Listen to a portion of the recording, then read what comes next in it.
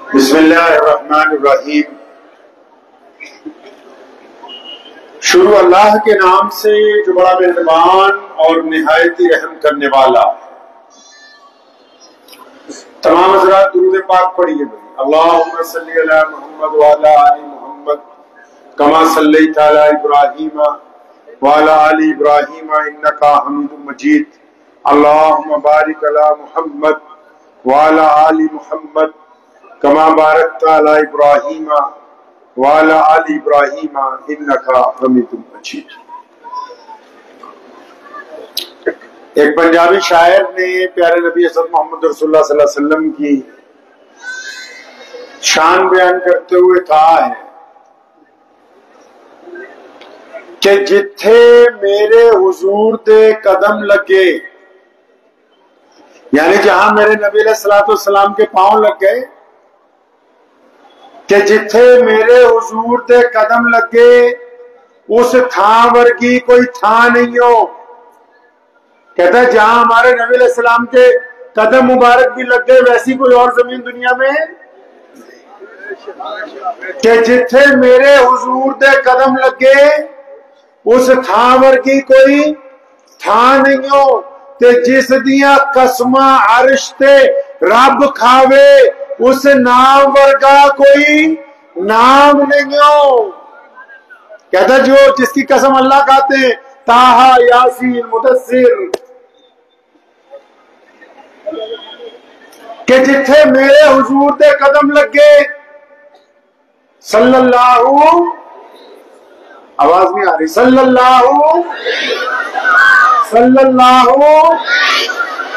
بچوں کی زیادہ ہے، پیچھے والوں کی تو آ نہیں رہی۔ صلی اللہ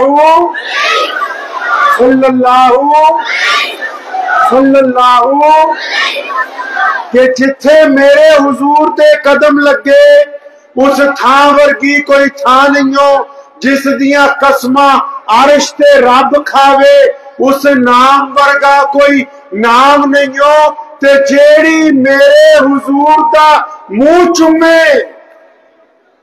کہتا ہے کہ ایک عورت ہے، خاتون ہے، جو میرے نبی علیہ السلام کا بار بار چہرے پہ بوسے لیتی ہے، اس کی منظر کشی کی ہے اس نے ساتھ میں، کہ جتھے میرے حضور دے قدم لگے اس تھاں ورگی کوئی تھاں نہیں ہو، تے جس دیاں قسماں عرش تے رب کھاوے اس نام ورگا کوئی نہ نہیں ہو، تے جیڑی میرے حضور دا منہ چومے اس ماں ورگی کوئی ماں نہیں ہو۔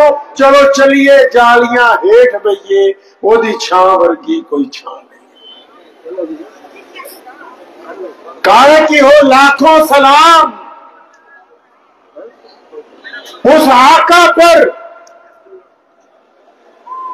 ہو لاکھوں سلام اس آقا پر، ظلم لاکھوں جس نے توڑ دیے، دنیا کو دیا پیغام سکون، طوفانوں کے رخ موڑ دیے۔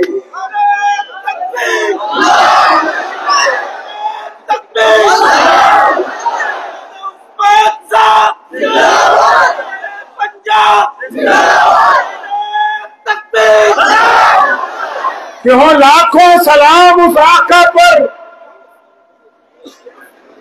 ظلم لاکھوں جس نے توڑ دیے، دنیا کو دیا پیغام سکون، طوفانوں کے رخ موڑ دیے۔ اس محسن عالم نے دنیا میں کیا کیا نہ دیا، انسانوں کو دستور دیا، منشور دیا، نئی راہیں دی اور نئے موڑ دیے۔ ایک بندہ نا مکہ مکرمہ میں آیا ہے، مکہ شریف میں ایک بندہ آیا، وہ اونٹ بیچنے کے لیے آیا اور اس نے منڈی میں اپنے اونٹ بیچ دیے۔ اب جس شخص کو اونٹ بیچے ہیں وہ پیسے نہیں دیتا ہے، آج پیسے مانگنے جاتا ہے، بولتا کل دوں گا، کل جاتا ہے، بولتا پرسوں آنا، پرسوں جاتا ہے، بولنا پھر کل دوں گا، آج اور کل ہو رہی ہے بس۔ اب وہ بندہ بڑا پریشان ہے، غریب آدمی ہے، بدو ہے،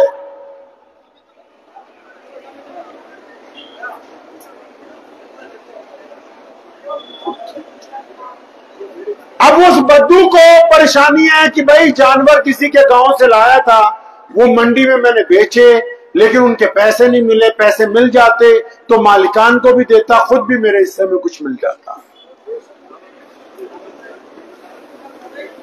اس دوران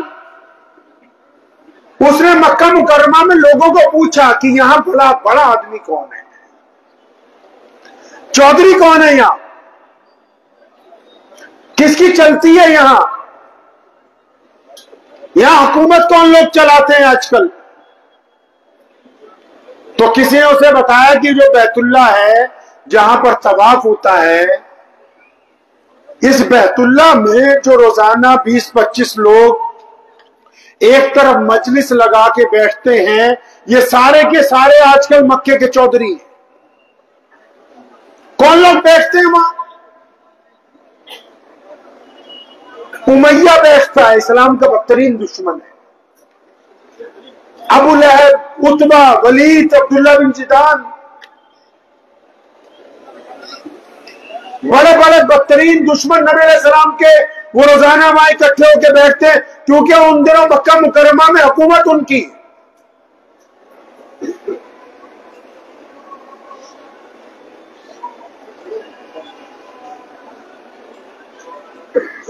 حکومت ان کی ہے ان دنوں میں، تو وہ ان کے پاس گیا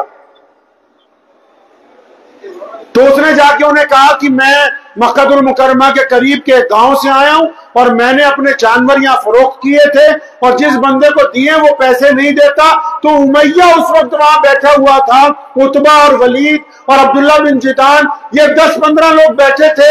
اچھا، انہوں نے کہا ہو تمہارے پیسے کسی نے مار لیے، ہم دلوا دیں گے، کوئی مسئلہ نہیں، ہم آپ کے پیسے دلوا دیں۔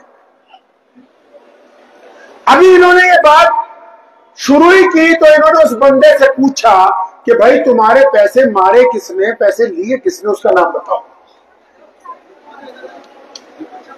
تو اس بندے نے امیہ کو کہا۔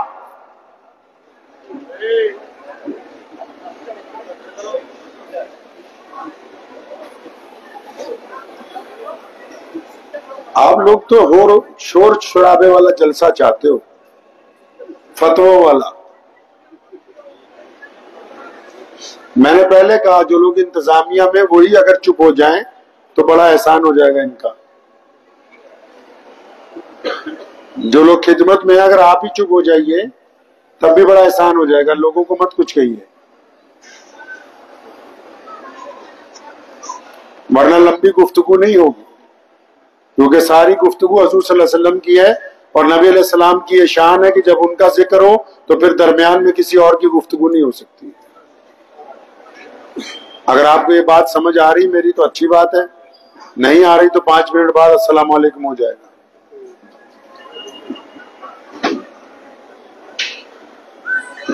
تو امیہ نے پوچھا اس بندے سے کہ بھائی تمہارے پیسے مارے کس نے، اس کا نام بتاؤ۔ تو اس نے کہا جی جس بندے نے میرے پیسے مارے اس کا نام ابو جہل ہے۔ جب امیہ کو ابو جہل کا نام کا پتہ لگا، کیونکہ ابو جہل اس وقت کا بادشاہ تھا، اس وقت کا مکے کا حاکم تھا، تو امیہ بات سن کے اس کی ہنسنے لگا کہ اچھا تو ابو جہل نے تمہارے پیسے مارے۔ اور بندہ بڑا حیران ہوا کہ یہ میرا پریشانی پوچھنے کے بعد، اب اس بندے کا نام سننے کے بعد میرا مذاق بھی اڑانے لگا، یہ معاملہ سمجھ نہیں آیا۔ لیکن اچانک امیہ کے ذہن میں ایک شرارت آئی، اس نے اس بندے کا ہاتھ پکڑا اور پھر اسے کہا کہ وہ بیت اللہ کو دیکھتے ہو، بیت اللہ کے ساتھ ٹیک لگا کے ہمارے پیارے نبی کہیے صلی اللہ علیہ وسلم روزانہ تشریف فرما ہوا کرتے تھے۔ تو اس نے اس بندے کو کہا کہ وہ جو بیت اللہ کے ساتھ ٹیک لگا کے سفید کپڑوں میں جو ذات بیٹھی ہوئی ہے، اگر تم ان کے پاس چلے جاؤ تو تمہارا کام بن جائے گا۔ یہ بات کہتے ہوئے امیہ جو ہے مسکرا بھی رہا ہے، وہ بندہ بڑا حیران ہے، کہ یہ مجھے راستہ بھی بتاتا ہے، میرا مذاق بھی اڑاتا ہے، لیکن یہاں امیہ بھی جو اسلام کا بدترین دشمن ہے اس کا بھی یقین دیکھیے، اس کو پتا ہے حالانکہ وہ سازشاً اس بندے کو رسول اللہ کے پاس بھیجتا ہے، اس لیے بھیجتا ہے کہ یہ بندہ نبی علیہ السلام کے پاس جائے گا اور اپنی شکایت رکھے گا، اور امیہ کا بھی یہ ایمان ہے کہ در رسول پر اگر کوئی چلا جائے تو یہ ہو نہیں سکتا کہ اس کا سوال پورا نہ کیا جائے۔ امیہ اس بات کو سمجھتا ہے کہ یہ نبی علیہ السلام کے پاس جائے گا، اپنی بات رکھے گا، نبی علیہ السلام اس کی بات کی جواب میں ابو جہل کو جا کے پوچھیں گے، اور ابو جہل تو پہلے ہی نعوذ باللہ رسول اللہ پر حملہ کرنا چاہتا ہے، تو موقع جو آ نہیں رہا وہ فوراً آ جائے۔ اب وہ بندہ، اب بندے کو کیا چاہیے؟ دو آنکھیں۔ وہ چلتا چلتا نبی علیہ السلام کے پاس پہنچا۔ اب وہ جب نبی علیہ السلام کے پاس گیا ہے، آپ کو شاید پتا ہوگا، اکثر آپ نے علماء سے سنا ہوگا کہ ہمارے نبی صلی اللہ علیہ وسلم کو جو بندہ پہلی بار دیکھتا تھا، جس طرح ہم بھی اگر آج کسی کو پہلی بار دیکھیں یا جس علاقے کو دیکھیں، اگر ہمیں نام نہیں پتا ہوتا تو ہم کچھ پہچان بنا لیتے ہیں کہ اچھا ایسا علاقہ ہے یا ایسا بندہ ہے۔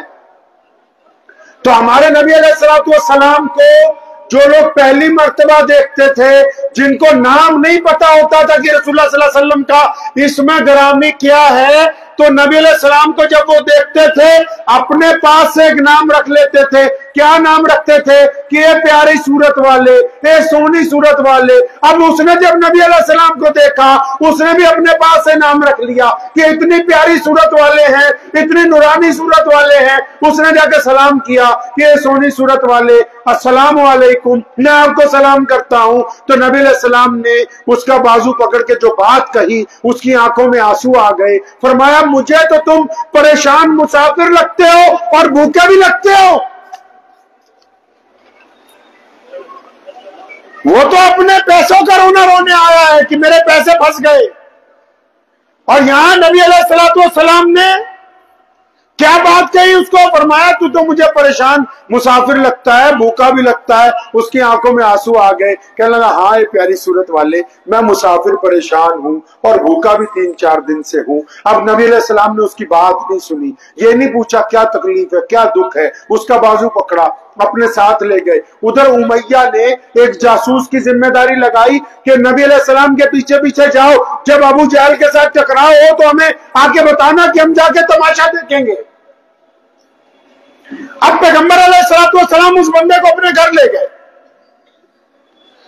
لے جا کے نبی علیہ السلام نے اس کو ہاتھ وغیرہ دھلوائے، چہرہ دھلوایا، اس کو تھوڑی ہوش آئی تو اس کو کھجوریں پیش کی گئی تازہ، اور پھر گرم دودھ اس کی خدمت میں پیش کیا گیا۔ جب اس کو ہوش آ گئی، کچھ درست ہو گیا، بھوک مٹ گئی، کوئی گرد و غبار کم ہوا، تو پیارے پیغمبر علیہ السلام پوچھتے ہیں ہاں بھی اب بتا تیرا کیا کام ہے، کیا کام ہے اب بتاؤ۔ اب اس نے کہا جناب میرے پیسے مار لیے ایک بندے نے، میں اونٹ بیچنے آیا تھا، غریب آدمی ہوں، محتاج ہوں، لوگوں کے جانور لیتا ہوں، منڈی میں بیچتا ہوں، اپنا منافع اپنے پاس، ان کا رقم ان کو دے دیتا ہوں، تو میں بڑا پریشان ہوں۔ فرمایا کس نے پیسے مارے؟ تو جناب وہ ابو جہل نے پیسے مار لیے ہیں میرے۔ اچھا ابو جہل نے مارے؟ تو نبی علیہ السلام اٹھ کے کھڑے ہوئے، اس کا ہاتھ پکڑا، فرمایا چل ہم تمہارے پیسے دلوا دیتے ہیں، ہم دلوائیں گے پیسے۔ پتہ یہ لگا غریب کے ساتھ چل کے اس کا کام کروانا بھی محمد رسول اللہ کی سنت ہے۔ اب نبی علیہ السلام اس کو لے کے چل پڑے، پیچھے پیچھے جاسوس بھی چند قدم پہ چلا جا رہا ہے کہ دیکھتے ہیں کیا ہوتا ہے۔ ابو جہل کا دروازہ کھٹکھٹایا، ابو جہل نکل کے باہر آیا۔ نبی علیہ السلام نے فرمایا اچھا اب غریبوں کے ساتھ بھی دھکا، وہ اب غریب لوگوں کے ساتھ بھی بدماشی، ہمارے ساتھ تو جو ہو رہا ہے سو ہو رہا ہے، تو اب تو غریبوں مسکینوں کے ساتھ بھی، بدوؤں کے ساتھ بھی، چل جلدی کر، رقم لاؤ اس کی اونٹوں کی واپس۔ اب ابو جہل نے سر جھکایا، دوڑتا ہوا واپس اندر گیا اپنے گھر میں۔ دینار اور درہم کی تھیلی بھر کے جتنے پیسے اس کے بنتے تھے لا کے اس کے ہاتھ میں پکڑا دیے. اب نبی علیہ السلام جب وہاں سے واپس چلے, وہ بندہ بھی ساتھ میں ہے, چند قدم چل کے نبی علیہ السلام نے کیا کہا؟ فرمایا اب اگر تیرا کام ہو گیا, تسلی ہو گئی, اب اجازت ہے میں جاؤں؟ خود ہی بھیک دے, خود ہی کہے منگتے کا بھلا ہو. بھیک بھی خود ہی دیتے ہیں اور دعا بھی. فرماتے اب تیری اجازت تو میں جاؤں؟ تو کہنے لگا نہیں رکیے اے پیاری صورت والے, کہیں آپ وہ تو نہیں جس کے بارے میں مکے کے لوگ ایسی ویسی باتیں کرتے ہیں, لیکن ان باتوں میں ایک بات ان کی درست ہے. مجھے کئی لوگوں نے کہا جو آپ کے دشمن تھے کہ یہاں پر ایک نبی آ گئے ہیں, لیکن بات سنو ان سے دور رہنا. انہوں نے مجھے یہ کہا تھا, لیکن انہوں نے سچ کہا تھا کہ اگر کوئی آپ سے مل لے, آپ کو دیکھ لے, تو پھر وہ آپ کا ہی ہو جاتا ہے.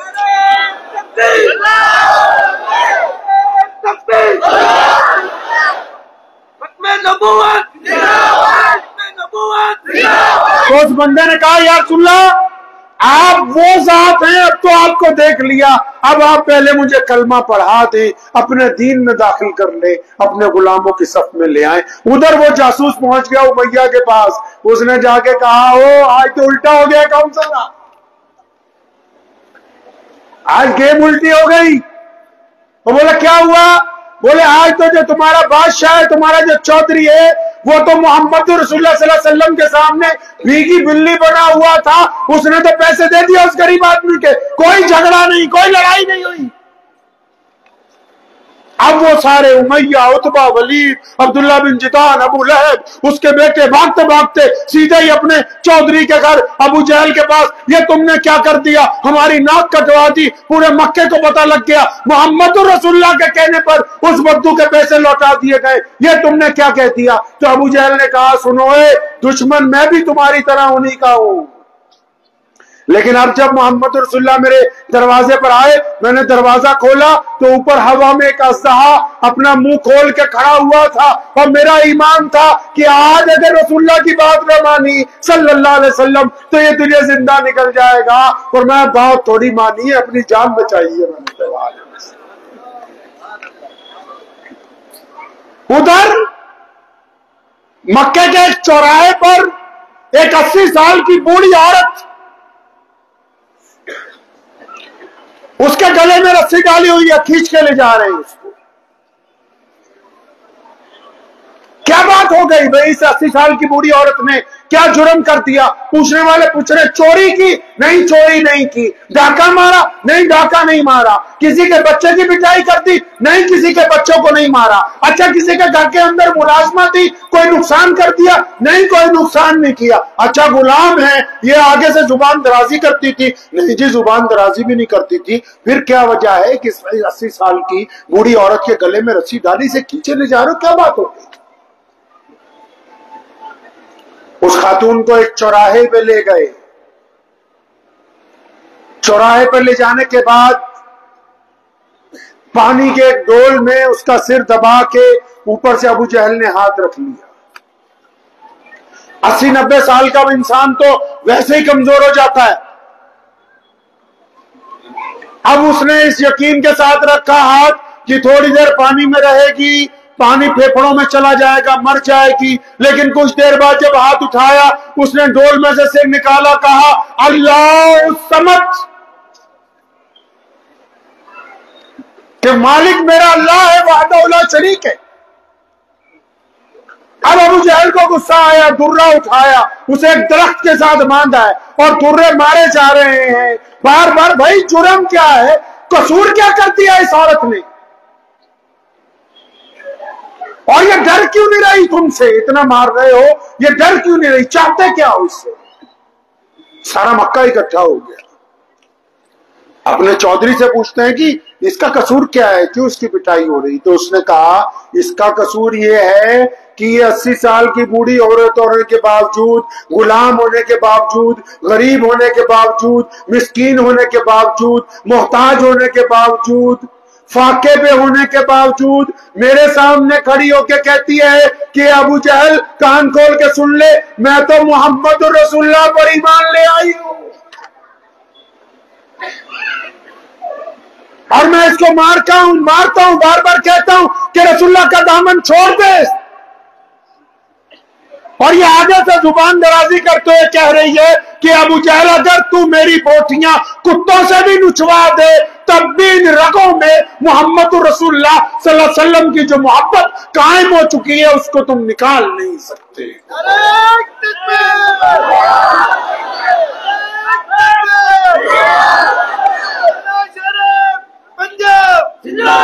اب اس عورت کو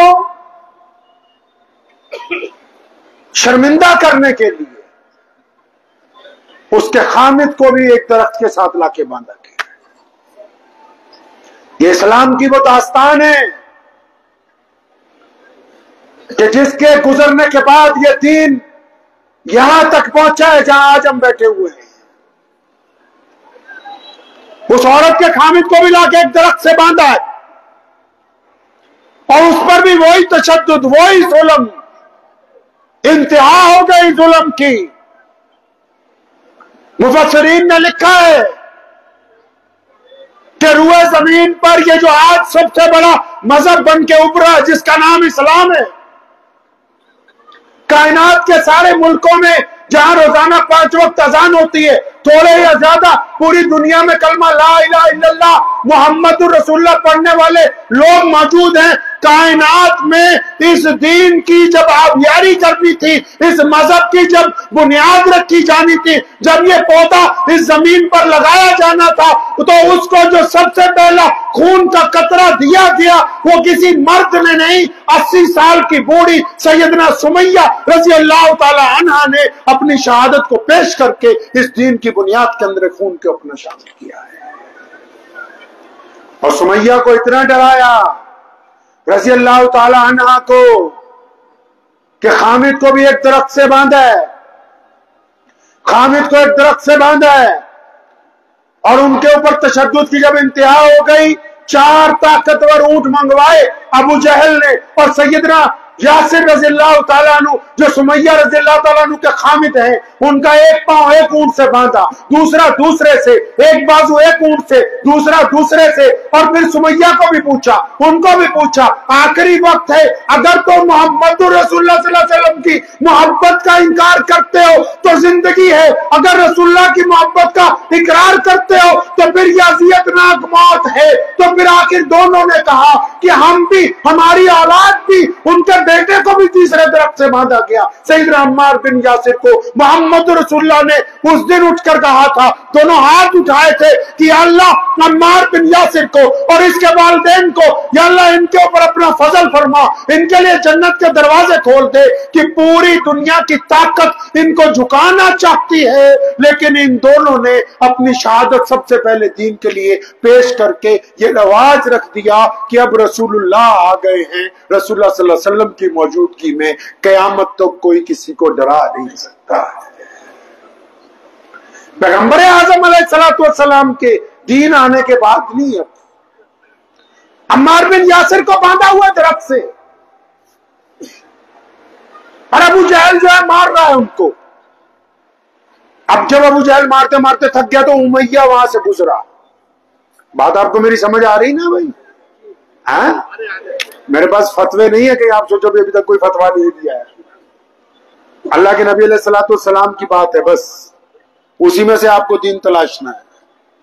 عمار بن یاسر رضی اللہ عنہ کو درخت سے باندھا ہوا ہے بیت اللہ کے سامنے چوراہے کے اندر، اور عمار بن یاسر کو مار رہا ابو جہل، عتبہ اور ولید لگے ہوئے ظلم کرنے کے لیے۔ اتنی دیر میں وہاں سے امیہ گزرا۔ کون امیہ؟ اسلام کا بدترین دشمن، اور سیدنا بلال رضی اللہ تعالیٰ عنہ کا مالک ہے، بلال ان کے غلام ہے۔ سیدنا امیہ رضی اللہ تعالیٰ عنہ، سیدنا بلال رضی اللہ تعالیٰ عنہ امیہ کے غلام ہیں۔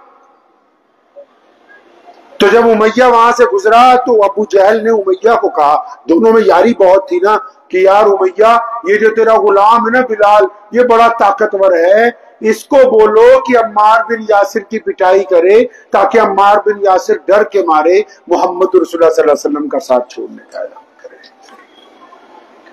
اب عمار بن یاسر بندے ہوئے ہیں، امیہ نے بلال کو آرڈر کر دیا کہ غلام ہے نا میرا، کہ چل بھائی درہ اٹھا اور عمار بن یاسر کی پٹائی کر. سنیں اب تاریخ کو دیکھیں.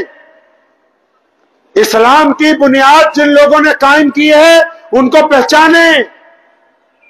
سیدنا عمار بن یاسر رضی اللہ تعالیٰ عنہ فرماتے ہیں معمولی آدمی نہیں ہے چاہے غلام، اسلام کی پہلی شہید خاتون کا بیٹا ہے، اسلام کے پہلے شہید مرد کا بیٹا ہے.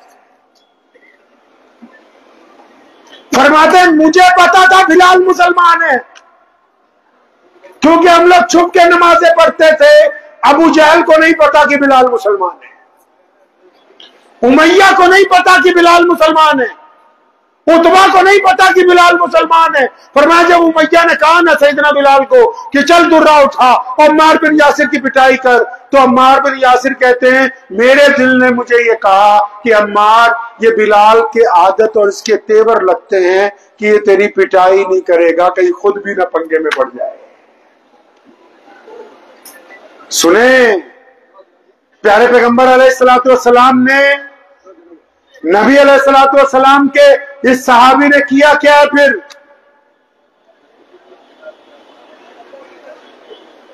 سیدنا بلال رضی اللہ تعالیٰ عنہ جب درہ اٹھانے کے لیے جھکے تو عمار بن یاسر نے آہستہ سی سرگوشی میں اشارتاً کہا کہ میرے بلال بھائی خدا کے واسطے آپ چند درے میرے مار دیجئے تاکہ آپ پکڑ میں نہ آ جائیں کہیں پہ. تو بلال رضی اللہ تعالیٰ نے کیا کیا؟ انہوں نے درہ اٹھایا اور تیز تیز درہ گھمانے لگے عمار بن یاسر کو مارنے کے لیے، اور ایک نگاہ عمار بن یاسر پر ڈالی، پھر پوری طاقت سے وہ درہ اٹھا کے ابو جہل کے منہ پہ مارا اور فرمایا تو کیا سمجھتا ہے یاسر اکیلا، میں بلال بھی محمد رسول اللہ کا غلام.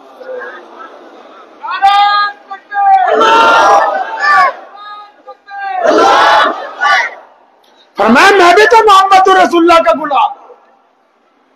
یعنی سیدنا بلال رضی اللہ تعالیٰ عنہ نے قیامت تک آنے والے لوگوں کو بتایا کہ جو محمد رسول اللہ کے ہو گئے ہیں اب وہ دوگلے نہیں رہیں گے کہ اس مجلس میں اس رنگ کے، اس مجلس میں اس رنگ کے. وہ ایک ہی رنگ ہوگا جو محمد رسول اللہ کا. سیدنا عمار بن یاسر کے بعد سیدنا بلال کی باری آ گئی. اب پتہ لگ گیا، اب گلے میں رسی ڈالی ہوئی ہے، بچے کھینچ رہے ہیں گلیوں میں، غلام ہے، کوئی قیمت نہیں تھی انسان کی. کوئی پتھر مار رہا ہے، کوئی اینٹ مار رہا ہے، کوئی درے سے مار رہا ہے. اب یہ روز سلسلہ چل پڑا روزانہ. اب اچانک ہوا یہ جب یہ سلسلہ روز کا ہو گیا تو جب ایک مدت گزرنے کو ہوئی تو ایک دن جب مار کھا کے شام کو گھر پہنچے، گھر کیا تھا؟ ایک جھونپڑی ہے، ماں ہے اور سیدنا بلال رضی اللہ تعالیٰ عنہ ہے، غریب ہیں، غلام ہیں. غلاموں کے پاس کوٹیاں تھوڑی ہوتی ہیں. اب جب گھر پہنچے سیدنا بلال رضی اللہ تعالیٰ عنہ تو ماں نے آج عجیب بات کی. کیا کہنے لگی اماں؟ کہنے لگی بلال میرے بیٹے، میں یہ سوچتی ہوں کہ ہم لوگ مکہ چھوڑ کے کہیں اور چلے جائیں، ہجرت کریں، مکہ چھوڑ دیں.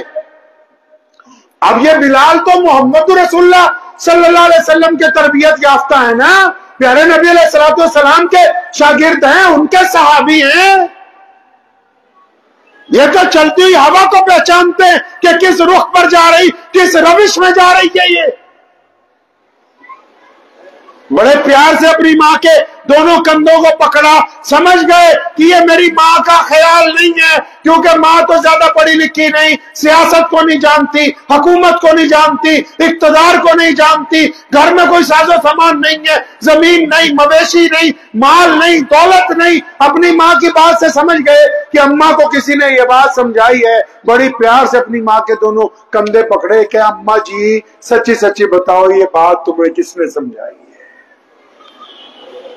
یہ سمجھاؤ یہ بات آپ کو کہی کس نے آ کے؟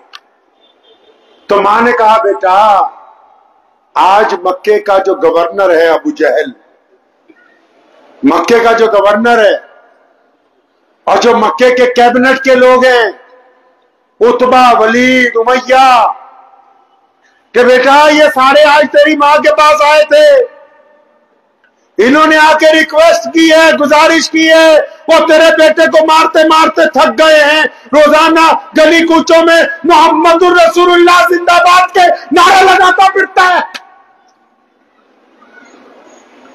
تھک گئے ہم لوگ اس کو مارتے مارتے, پریشان ہو گئے. جب گزرتا ہے, جب اس کے قریب سے گزرو کہہ دیتا ہے لبیک یا رسول اللہ صلی اللہ علیہ وسلم, جب اس کے قریب سے گزرو کہہ دیتا ہے اللہ اس سمجھ, وہ ہم تو تنگ آ گئے, وہ تجھے تیرے رب کا واسطہ ہے اسے لے کے مکے سے چلی جا. اب جب بلال نے یہ بات سنی نا, جھوم گئے مستی میں, اپنی ماں کو پکڑا تھا دونوں کندھوں سے کہ اماں جی ہم تو کامیاب ہو گئے, اماں جی ہم تو کامیاب ہو گئے. یہ سارے وہ لوگ ہیں جو ہمیں انسان نہیں مانتے, جو ہمیں بدو کہتے ہیں, جو ہمیں غلام کہتے ہیں. اماں جی ان سب کا آپ کے دروازے پر آنے کا مطلب یہ ہے کہ انہوں نے محمد الرسول اللہ صلی اللہ علیہ وسلم کے دین کے وجود کو تسلیم کر لیا ہے, انہوں نے تسلیم کر لیا ہے. ادھر نبی علیہ الصلوۃ والسلام پیارے پیغمبر علیہ الصلوۃ والسلام خانہ کعبہ میں جا رہے ہیں. عثمان بن طلحہ کے پاس چابی ہے بیت اللہ کی. نبی علیہ السلام ارادہ رکھتے ہیں ہجرت پر جانے کا, میرے اللہ کا حکم آ چکا ہے. تو عثمان بن طلحہ کو کہا نبی علیہ الصلوۃ والسلام نے کہ ابن طلحہ ذرا بیت اللہ کی چابی دو, میں 2 نفل نماز پڑھنا چاہتا ہوں. تو ابن طلحہ نے آگے سے سخت بات کہی. کیا کہا اس نے؟ کہنے لگا کہ اگر آپ کی جگہ قریش کا کوئی بچہ بھی آ جائے تو میں اس کو چابی دے دوں گا, آپ کو نہیں دوں گا. سنیں نبی علیہ الصلوۃ والسلام نے کیا جواب دیا تھا. پیغمبر اعظم علیہ الصلوۃ والسلام نے عثمان بن طلحہ کے کندھے پر یہ تھپکی ماری.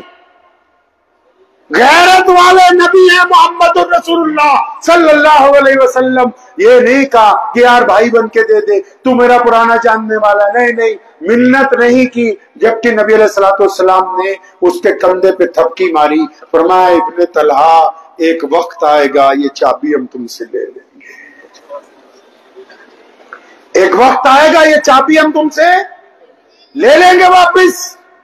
بس اتنا کہہ کے نبی علیہ الصلوۃ والسلام چل پڑے. سیدنا ابوبکر صدیق رضی اللہ تعالیٰ عنہ کے گھر میں رات کے پہلے پہر جا کے آواز دی کہ ابوبکر, ادھر سے آواز آئی لبیک یا رسول اللہ صلی اللہ علیہ وسلم. وہ فرمایا ابوبکر آپ جاگ رہے ہیں؟ فرمایا یا رسول اللہ آپ نے جس دن کہا تھا کہ کسی وقت بھی جانا پڑ سکتا ہے, اس دن سے ابوبکر سویا ہی نہیں, روزانہ رات کو دروازے پر کمر لگا کے کھڑا رہتا ہے کہ جانے کب میرے آقا علیہ الصلوۃ والسلام آ جائیں اور ان کی طرف سے ہجرت کا حکم جاری ہو جائے گا. اب نبی علیہ الصلوۃ والسلام اور سیدنا ابوبکر صدیق رضی اللہ تعالیٰ عنہ نکلے غار سور کی طرف. نبی علیہ الصلوۃ والسلام وہاں پر جا کے آرام فرما ہوئے. اب سیدنا ابوبکر صدیق رضی اللہ تعالیٰ عنہ نے ڈیوٹی لگا دی اپنی بیٹی کی, حضرت اسماء بنت ابوبکر رضی اللہ تعالی عنہ.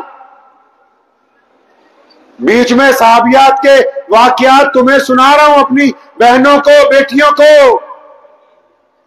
سیدنا اسماء بنت ابوبکر رضی اللہ تعالیٰ عنہ کی ڈیوٹی لگا دی کہ بیٹا روزانہ صبح شام پیارے نبی علیہ السلام کے لیے تازہ کھانا بنا کے لانا, اس وقت تک جب تک ہم اس غار میں موجود ہیں. ابھی وہی حاجی جاتا ہے نا مکے, 5000 فٹ اونچی ہے وہ پہاڑی زمین سے, اور اب جو جاتے ہیں بیت اللہ میں تو ٹیکسی لے کے وہاں جانا پڑتا ہے. اور سیدنا ابوبکر صدیق رضی اللہ تعالیٰ عنہ کا گھر کہاں ہے؟ اب مکہ مکرمہ میں جائیں تو جہاں پر سامنے گھڑی لگی ہوئی ہے اس کے ساتھ والا جو بڑا ہوٹل جس کے اوپر مسجد ابوبکر ہے, گھر کہاں ہے اور غار کہاں ہے؟ اندازہ لگائیں دوری کا. اسماء بنت ابوبکر رضی اللہ تعالیٰ عنہ کی عمر کیا ہوگی اس وقت میں؟ 19-20 سال کے تقریباً اتنی عمر ہوگی. وہ صبح شام ذمہ داری لگ گئی, کھانا لے کے جاتی ہے اپنے والد کا بھی اور پیارے پیغمبر نبی علیہ الصلوۃ والسلام کا بھی. سنو ابو جہل کو مخبری ہو گئی، پتہ لگ گیا کہ نبی علیہ السلام اسی کسی دائرے میں ہیں، اور اسے یہ بھی پتہ لگ گیا کہ کھانا لے کے اسما جاتی ہے۔ کھانا لے کے کون جاتا ہے؟ اسما رضی اللہ تعالیٰ عنہ جاتی ہیں۔ وہ سیدھا ابو بکر صدیق رضی اللہ تعالیٰ عنہ کے گھر پہنچا۔ سیدنا ابو بکر صدیق ایمان لانے سے پہلے بھی بہت بڑے آدمی تھے، شہزادے تھے، ان کی بیٹیاں اپنے دور کی شہزادیاں ہیں، ملک میں ان کے کئی شو روم ہیں، بہت بڑا کاروبار ہے، مکے کے بڑے سرداروں میں سے ہیں، کوئی معمولی آدمی نہیں پہلے بھی، اور محمد رسول اللہ کے بچپن کے دوست ہیں صلی اللہ علیہ وسلم۔ ابو جہل نے دروازہ جب کھٹکھٹایا تو اتفاقاً سیدنا اسما بنت ابو بکر رضی اللہ عنہ نے دروازہ کھولا، یہ باہر نکلی، اسے مخبری ہوئی تھی کہ سیدنا اسما رضی اللہ تعالیٰ عنہ کھانا لے کے جاتی۔ اس نے پوچھا کہ اسما جلدی بتا تیرے ابا کہاں ہیں، محمد رسول اللہ صلی اللہ علیہ وسلم کہاں ہیں، جلدی بتا دے۔ قربان جاؤں سیدنا ابو بکر صدیق رضی اللہ تعالیٰ عنہ کی بیٹیوں پر بھی۔ سیدنا اسما رضی اللہ تعالیٰ عنہ فرماتی ہیں کہ ابو جہل میرے سے بار بار جب پوچھنے لگا تو میرے دل نے مجھے کہا اسما جھوٹ بولنے سے محمد رسول اللہ نے منع کر رکھا ہے صلی اللہ، دروشی پڑھتے راگیری ساتھ میں، کہ جھوٹ بولنے سے محمد رسول اللہ صلی اللہ علیہ وسلم نے منع کر رکھا ہے۔ اگر میں سچ بولتی ہوں تو اس دشمن کو نبی علیہ السلام کا پتہ لگ جائے گا، اور اس کا نقصان یہ ہوگا کہ یہ نبی علیہ السلام پر حملہ کر سکتا ہے، اور اگر چپ رہتی ہوں تو وہ بھی جھوٹ ہے۔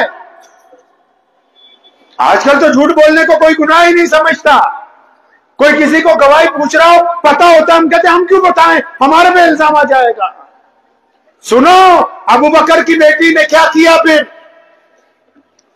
انہوں نے دین بھی بچایا اور پیغمبر محمد علیہ السلام کی جان کی بھی حفاظت کی، اور بڑے زور کے ساتھ طاقت کے ساتھ ابو بکر صدیق رضی اللہ تعالیٰ عنہ کی بیٹی سیدنا اسما نے ابو جہل کی طرف دیکھتے ہوئے کہا کہ ابو جہل، اے مکے کے چودھری، سن لے میری بات، مجھے پتا ہے کہ میرے ابا کہاں ہیں، مجھے پتا ہے کہ محمد رسول اللہ صلی اللہ علیہ وسلم کہاں ہیں، لیکن میں بتاؤں گی نہیں تجھ کو۔ آپ نے کیا سوچا ہوگا کہ اتنا سا کہنے کے بعد ابو جہل واپس چل گیا؟ نہیں، بلکہ وہیں پہ تشدد کی ابتدا ہوئی ہے، وہیں پہ سیدنا اسما رضی اللہ تعالیٰ عنہ پر ظلم تشدد شروع ہوا، اور اس نے اتنا مارا کہ سیدنا اسما رضی اللہ تعالیٰ عنہ جب زمین پر گری بڑی طاقت کے ساتھ تو ان کے کان کی جو بالی تھی وہ پھٹ گئی، پورا کان پھٹ گیا، زاروں قطار خون نکلنے لگا، اپنے ہی روپٹے سے اس کو باندھا ہے اپنے چہرے کو، اس کان کو جو زخمی ہو گیا۔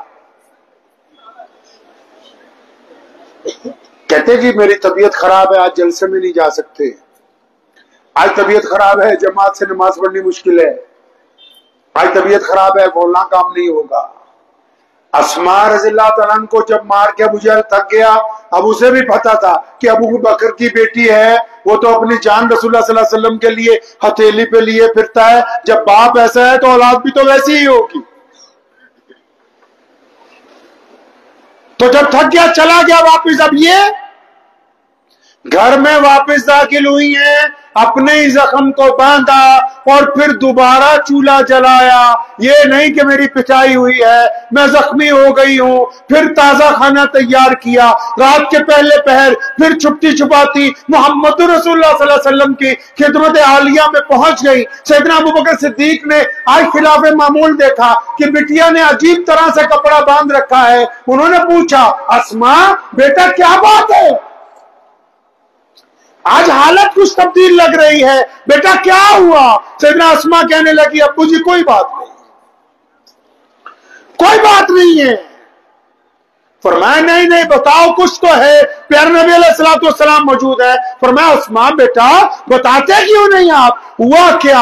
نبی علیہ السلام کے الفاظات پہ اسماء کی آنکھوں میں آنسو آ گئے کہ یا رسول اللہ صلی اللہ علیہ وسلم ابو جہل آیا تھا، آپ کا پتہ معلوم کرنا چاہتا تھا. یا رسول اللہ میں نے ظلم تو ضرور برداشت کیا ہے لیکن رب کعبہ کی قسم میں نے آپ کا پتہ دشمن کو نہیں بتایا ہے. نبی علیہ السلام نے ہاتھ اٹھائے تھے غار کے اندر کہ الہی میں ابو بکر کے ساتھ اور اس کے گھر والوں کے ساتھ اس کے خاندان سے راضی ہو گیا ہوں، تو بھی ان سے راضی ہو جا. تمام صحابہ کو نبی علیہ السلام نے متعدد مرتبہ کہا کہ مجھ پر جن لوگوں نے احسانات کیے میں نے ایک ایک کا بدلہ چکا دیا ہے سوائے ابو بکر کے. کل قیامت کا دن ہوگا میں اپنے رب سے فریاد کروں گا کہ ابو بکر کا نعم البدل میرا رب قیامت والے دن عطا کرے گا. اور اس غار میں جب سیدنا ابو بکر صدیق رضی اللہ تعالیٰ عنہ پہنچے، اپنی چادر اتار کے اس کے سارے سوراخ بند کیے، ان سوراخوں کو بند کیا، ایک سوراخ بچ گیا، کپڑا نہیں ہے، کوئی چیز نہیں ہے کہ اس میں تھے. نبی علیہ السلام اندر داخل ہوئے. ابو بکر صدیق رضی اللہ عنہ نے جب نبی علیہ السلام آرام کرنے کے لیے لیٹے اپنی ایڑی جو ہے اس سوراخ پر لگا لی. نبی علیہ السلام کا سر سیدنا ابو بکر صدیق کی گود میں ہے. اب اسی سوراخ سے ایک سانپ نے آ کے ڈنک مارا ہے سیدنا ابو بکر صدیق رضی اللہ تعالیٰ عنہ کو. سانپ نے ڈنک مارا ہے، ابو بکر صدیق رضی اللہ تعالیٰ عنہ ہلتے نہیں. دوبارہ ڈنک مارا، نہیں ہلے. تیبارہ ڈنک مارا تو زہر اس شدت سے چلا کہ تکلیف کی شدت سے جسم میں درد ہونے لگا. اس درد کی وجہ سے سیدنا ابو بکر صدیق کے آنسو نکل آئے. اب وقت جو آنسو نکلے ہیں تو نبی علیہ السلام کے اوپر جب چند قطرے آنسو کے پڑے تو پیارے پیغمبر علیہ السلام کی آنکھ کھل گئی. تو نبی علیہ السلام نے پوچھا ابو بکر کیا ہوا، کیوں رو رہے ہیں؟ اچھا ابھی کسی کے سانپ یا کوئی چیز لگ جائے یا ویسے کوئی ٹھوکر لگ جائے تو بندہ کہتا ہے اوئے یہ ہو گیا وہ ہو گیا. یہاں سنیں، عشق سیکھیں. محمد کی محبت دین حق کی شرط اول ہے صلی اللہ علیہ وسلم. محمد کی محبت دین حق کی شرط اول ہے. اگر اس میں خامی تو سب کچھ نامکمل ہے. مفتی عبد الرحمان صاحب سے میری بات ہو رہی تھی تو بات چل رہی تھی کہ تحفظ ختم نبوت پر جلسہ.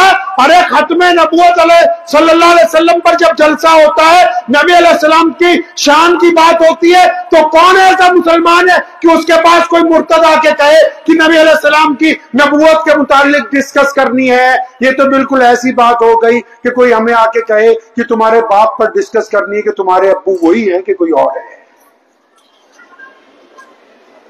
اگر کوئی یہ کہہ دے سامنے سے کہ ہاں بیٹھ کے بات ہوگی تو اس کا مطلب اس کا ایمان اس مرتبے تک نہیں پہنچا کہ جس میں رسول اللہ صلی اللہ علیہ وسلم نے فرما دیا تھا کہ اگر آپ کو اپنی اولاد سے زیادہ، مال سے زیادہ، ماں باپ سے زیادہ، فرمایا اگر اپنی جان سے زیادہ رسول اللہ کو عزیز رکھتے ہو تبھی تم کلمہ لا الہ الا اللہ محمد رسول اللہ پڑھنے والے ہو.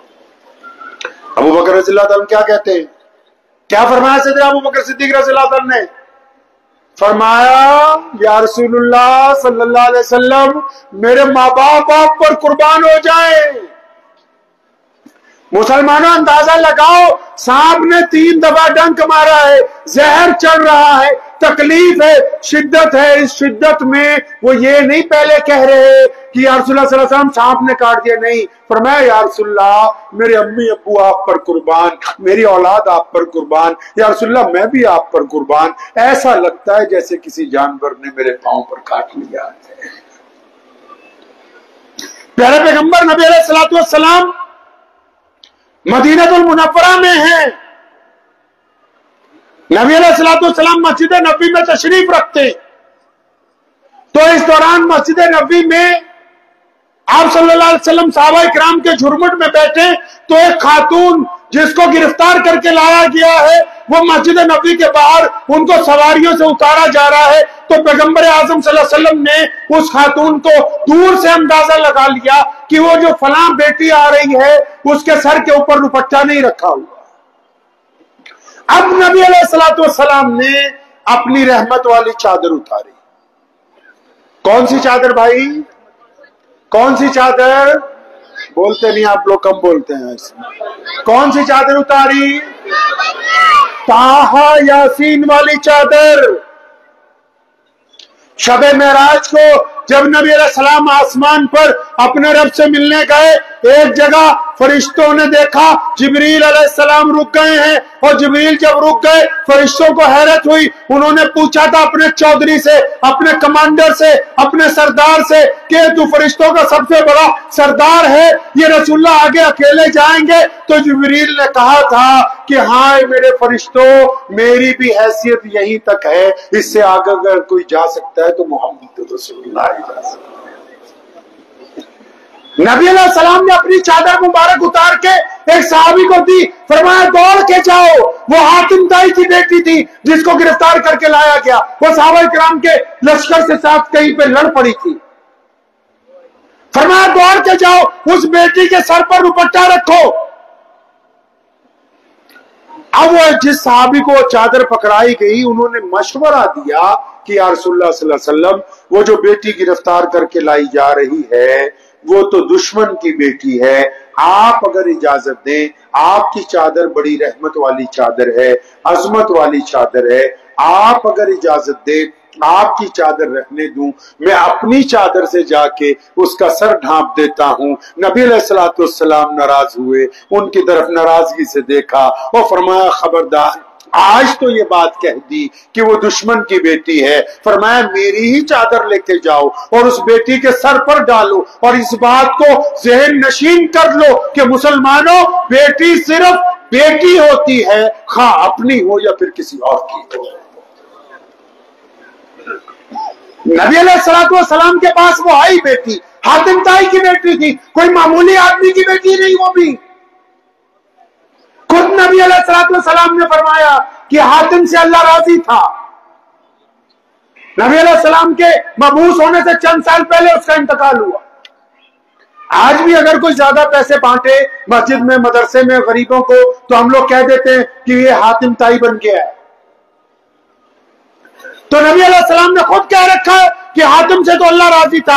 اب جب اس کی بیٹی کو پکڑ کے لے آئے، وہ کہیں لڑ پڑی تھی صحابہ کرام رضی اللہ تعالیٰ اجمعین کے لشکر کے ساتھ، وہ خود کہتی ہے راستے میں وہ یہ سمجھ رہی ہے کہ نبی علیہ السلام نعوذ باللہ کوئی بادشاہ ہیں اور وہ ریاست قائم ہو گئی. فرماتی ہیں کہ میں جا رہی تھی تو میرے دل میں تھا کہ میں حاتم کی بیٹی ہوں، میں جا کے نعوذ باللہ ایسے سوال کروں گی کہ سامنے شاید کوئی جواب نہ مل سکے گا. لیکن جب میں مسجد نبوی میں داخل ہونے لگی اور میرے سر پہ رحمت والی چادر اوڑھ دی گئی تو حاتم کی بیٹی کی آنکھوں میں آنسو آ گئے. اس نے نبی علیہ السلام کو آ کے کہا یا رسول اللہ، میں گواہی دیتی ہوں آپ اللہ کے سچے رسول ہیں، کیونکہ آپ کے اس عمل نے مجھے بتا دیا آپ زمین پر حکمرانی نہیں کرنی آئے، آپ تو دنیا کے دلوں کے شہنشاہ بن کے تشریف لے کے آئے.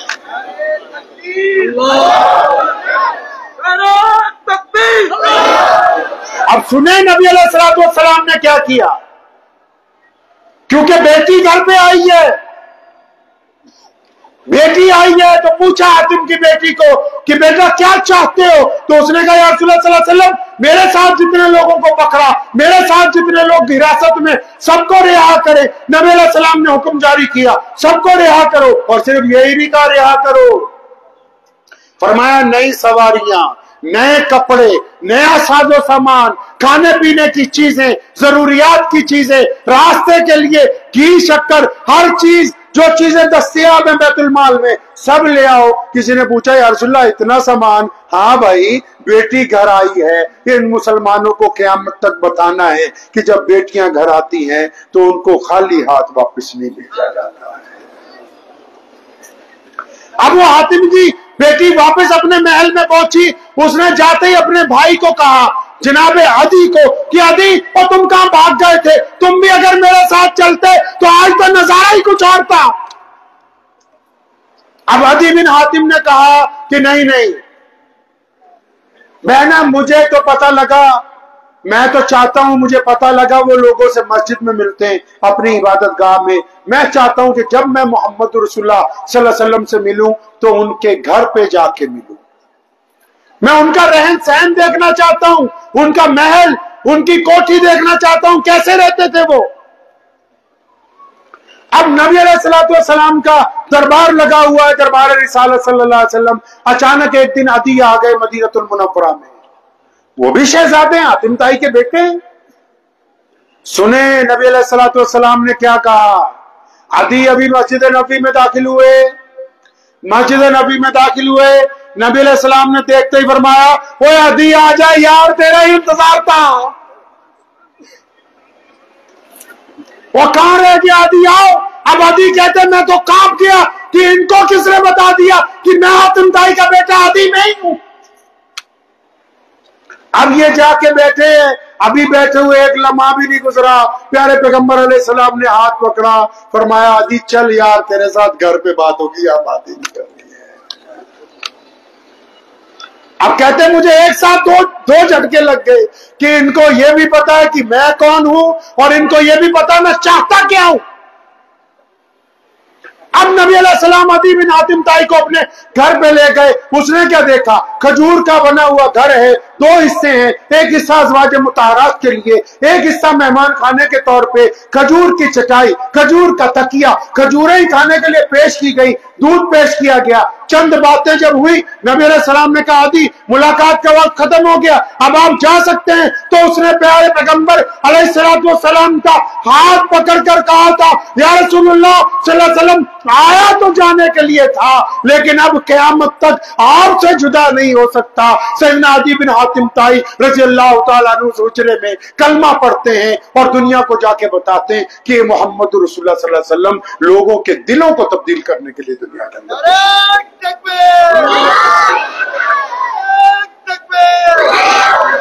ایک گزارش دوپہر علماء سے کی تھی میں نے، مفتی صاحب موجود تھے، مفتی عمران صاحب بھی، علماء سے کی تھی، ان سے بھی کر دیتا ہوں، ضروری مسئلہ فتویٰ تو ہمیں کوئی آتا نہیں، آپ لوگ ابھی تک سوچ رہے ہو کہ کوئی فتویٰ جاری نہیں ہوا ہے۔ جو بھی ہے پیارے نبی علیہ السلام کی زندگی ہے۔ لیکن ایک مشورہ دیتا ہوں آج آپ کو، ایک اچھا ڈاکٹر کون ہے؟ کسی بڑھیا سرجن سے پوچھو، وہ بتائے گا فلاں سرجن اچھا، اس سے آپریشن کرا لو۔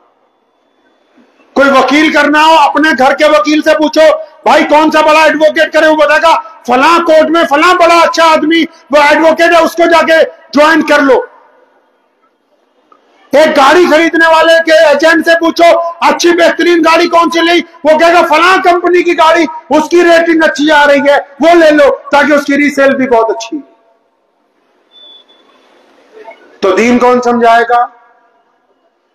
دین کون سمجھائے گا؟ ارے بھائی یہاں تو سارے مفتی بنے ہوئے ماشاءاللہ۔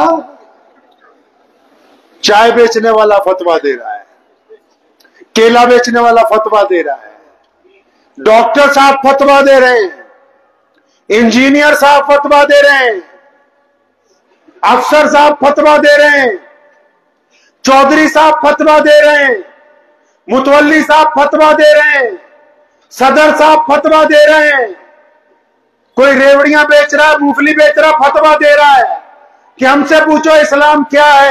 اگر بچہ بیمار ہو جائے تو ماں اپنے خامد سے کہتی ہے، بچے کی ماں بچے کے باپ سے، کہ دوائی MBBS ڈاکٹر سے چاہیے، میں کسی عام ڈاکٹر سے اپنے بچے کی دوائی نہیں دلوانی۔ علاج کروانے کے لیے اگر چنئی جانا پڑے جانا ہے، کسی عام معالج سے اس کا علاج نہیں کروائیں گے ہم۔ آپ نے دین کو اتنا سستا سمجھ لیا، دوائی آپ کو MBBS ڈاکٹر کی چاہیے، گاڑی آپ کو کمپنی سے چاہیے، موبائل خراب ہو جائے تو آپ دکاندار کو نہیں دیتے، کسٹمر کیئر والے سے ٹھیک کروانا چاہیے۔ آپ کا دین اتنا سستا سمجھ لیا کہ ہر ایرا گہرا وہ دین کے متعلق فتویٰ دے رہا ہے۔ اگر دین سمجھنا ہے تو علماء کو جا کے پوچھنا ہوگا، مفتیان کرام کو جا کے پوچھنا ہوگا۔ آپ جن سے دین سیکھنا چاہتے ہیں وہ دین سکھانے کے مکلف نہیں ہے۔ کیوں مکلف نہیں؟ اب سنو، کیونکہ ہماری تاریخ یہ کہتی ہے، ہمارا اتہاس یہ کہتا ہے، یہ جو لوگ نبی علیہ السلام کی شان میں کوئی بے ادبی کر دیتا ہے یا ختم نبوت صلی اللہ علیہ وسلم کے خلاف کوئی کہتا ہے میں نبی بن گیا، ان کو یہ راستہ کس نے دیا ہے؟ ارے گھر کی لڑائی جب لوگوں کو بتاؤ گے تب ان کو پتا لگے گا کہ کون کس کا مخالف، راستہ کس نے بنایا۔ پیارے پیغمبر علیہ الصلوۃ والسلام کا جب یوم وفات آتا ہے، جب یوم ولادت آتا ہے، جب میلاد کے دن آتے ہیں، جب دنیا سے پردہ کرنے کے دن آتے ہیں، جس کو ربیع الاول کا مہینہ کہتے ہیں، تو آدھے مولوی اس بات پر تقریر کر رہے ہیں کہ علم غیب تھا، آدھے اس بات پر کر رہے ہیں کہ علم غیب نہیں تھا۔ آدھے مسلمان اپنا فتویٰ دے رہے ہیں، آدھے ارے اللہ کے بندے، ہر بندے کی کوئی اوقات ہوتی ہے کہ نہیں؟ ارے کوئی حیثیت ہوتی ہے سب کی؟ نہیں۔ مجھے پتا تھا میری اوقات اس کرسی پہ بیٹھنے کی نہیں ہے، اس کو چھوڑو، اپنے اوقات پہ آؤ۔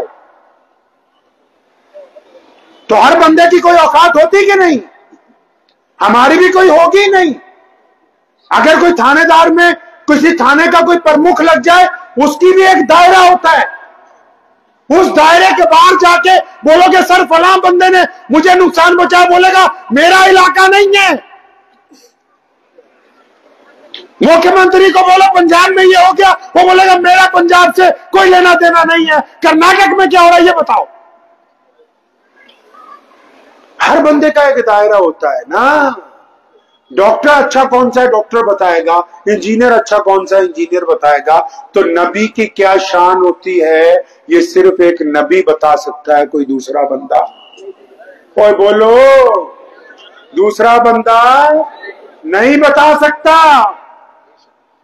نبی کی شان ایک نبی بتا سکتا ہے، اور ہمارے نبی پیارے پیغمبر کائنات کے مولا نبی علیہ الصلوۃ والسلام جب اس دنیا میں آئے تمام نبی جا چکے تھے، تو اب ان کی شان کس نے بتانی تھی؟ میرے رب نے ذمہ خود لے لیا، فرمایا اب کوئی نبی تو ہے نہیں، محمد رسول اللہ کی شان اللہ نے کہا اگر کوئی بتائے گا تو اس کا رب بتائے گا۔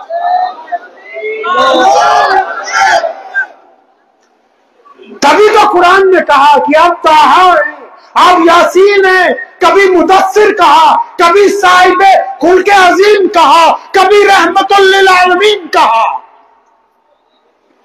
اللہ نے ذمہ لے لیا خود، ہم نے بتانا ہے، کیونکہ اللہ کو پتا تھا کہ میں نے جس کی خاطر دنیا بنائی، جن کو اپنا نائب بنا کے بھیجا، یہ دنیا والوں کے بس کی بات نہیں ہے کہ یہ شان رسول صلی اللہ علیہ وسلم بیان کر سکے، اسی لیے قرآن نازل کیا گیا تاکہ بتا لگے کہ محمد رسول اللہ کی عظمت کیا ہے۔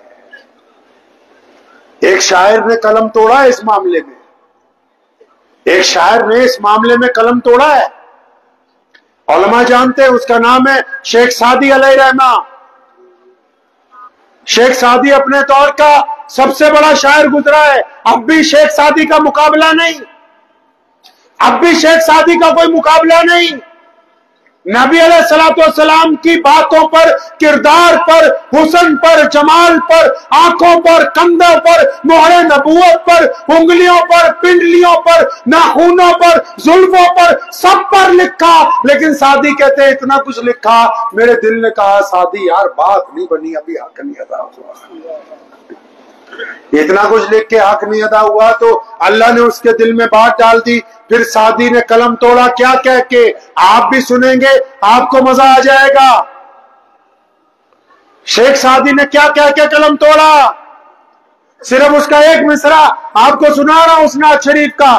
شیخ سعدی نے یہ کہتے ہوئے قلم کو توڑ دیا، سعدی کہنے لگا کہ بعد از خدا بزرگ تو ہی ہے، کہ اللہ کے بعد کائنات میں اگر کوئی ہے تو صرف محمد رسول اللہ صلی اللہ علیہ وسلم۔ بات ہی ختم کرتی۔ اب یہاں بحث رہے ہیں جن کو استنجا کرنا نہیں آتا، نعوذ باللہ، وہ بتا رہے ہیں کہ حضور صلی اللہ علیہ وسلم کے پاس علم غیب تھا نہیں تھا۔ تو بھائی تمہاری اوقات سے باہر کی بات ہے، ہر ایک مسئلے میں فتویٰ نہیں دیا کرتے۔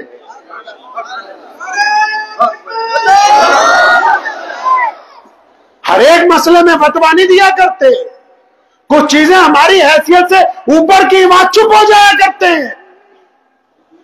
پیارے پیغمبر علیہ الصلوۃ والسلام نے जंगे बदर की रात में निकले अपने हुजरे मुबारक से और छड़ी हाथ में है, तमाम उलमा बैठे हैं, बुखारी शरीफ को खोलिए, नबी अलैहिस्सलाम ने छड़ी मुबारक लेके चलते चलते अचानक बदर के मैदान में एक जगह रुके, सैयदना अबू बकर सिद्दीक साथ में, फरमाया अबू बकर ये जगह देखते हो, सुबह को यहां पर अबू जहल हलाक होगा। चंद कदम फिर चले, फरमाया ये देखते हो यहां पर उमैया गिरेगा।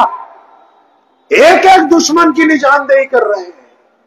मुसलमानों, प्यारे पैगंबर अलैहिस्सलाम का जब 12 रबीउल अव्वल का महीना है, हमारा इतिहास ये कहता है इमाम अबू हनीफा अलैहि से लेके शाह वलीउल्लाह मुहद्दिस देहलवी तक 1000 साल में जितने मौलवी, जितने मुहद्दिस, जितने शेखुल हदीस, जितने मुफस्सिर गुजरे, किसी ने नबी अलैहिस्सलाम की जात को वजह निज़ा नहीं बनाया। किसी ने नबी अलैहिस्सलाम की शान को लेके एक दूसरे पर उंगली नहीं उठाई। ये कितनी बड़ी बदबख्ती है, दुश्मनियां तुम्हारी, नाराजगियां तुम्हारी, और नबी अलैहिस्सलाम का नाम लेके एक दूसरे पर कीचड़ उछालो।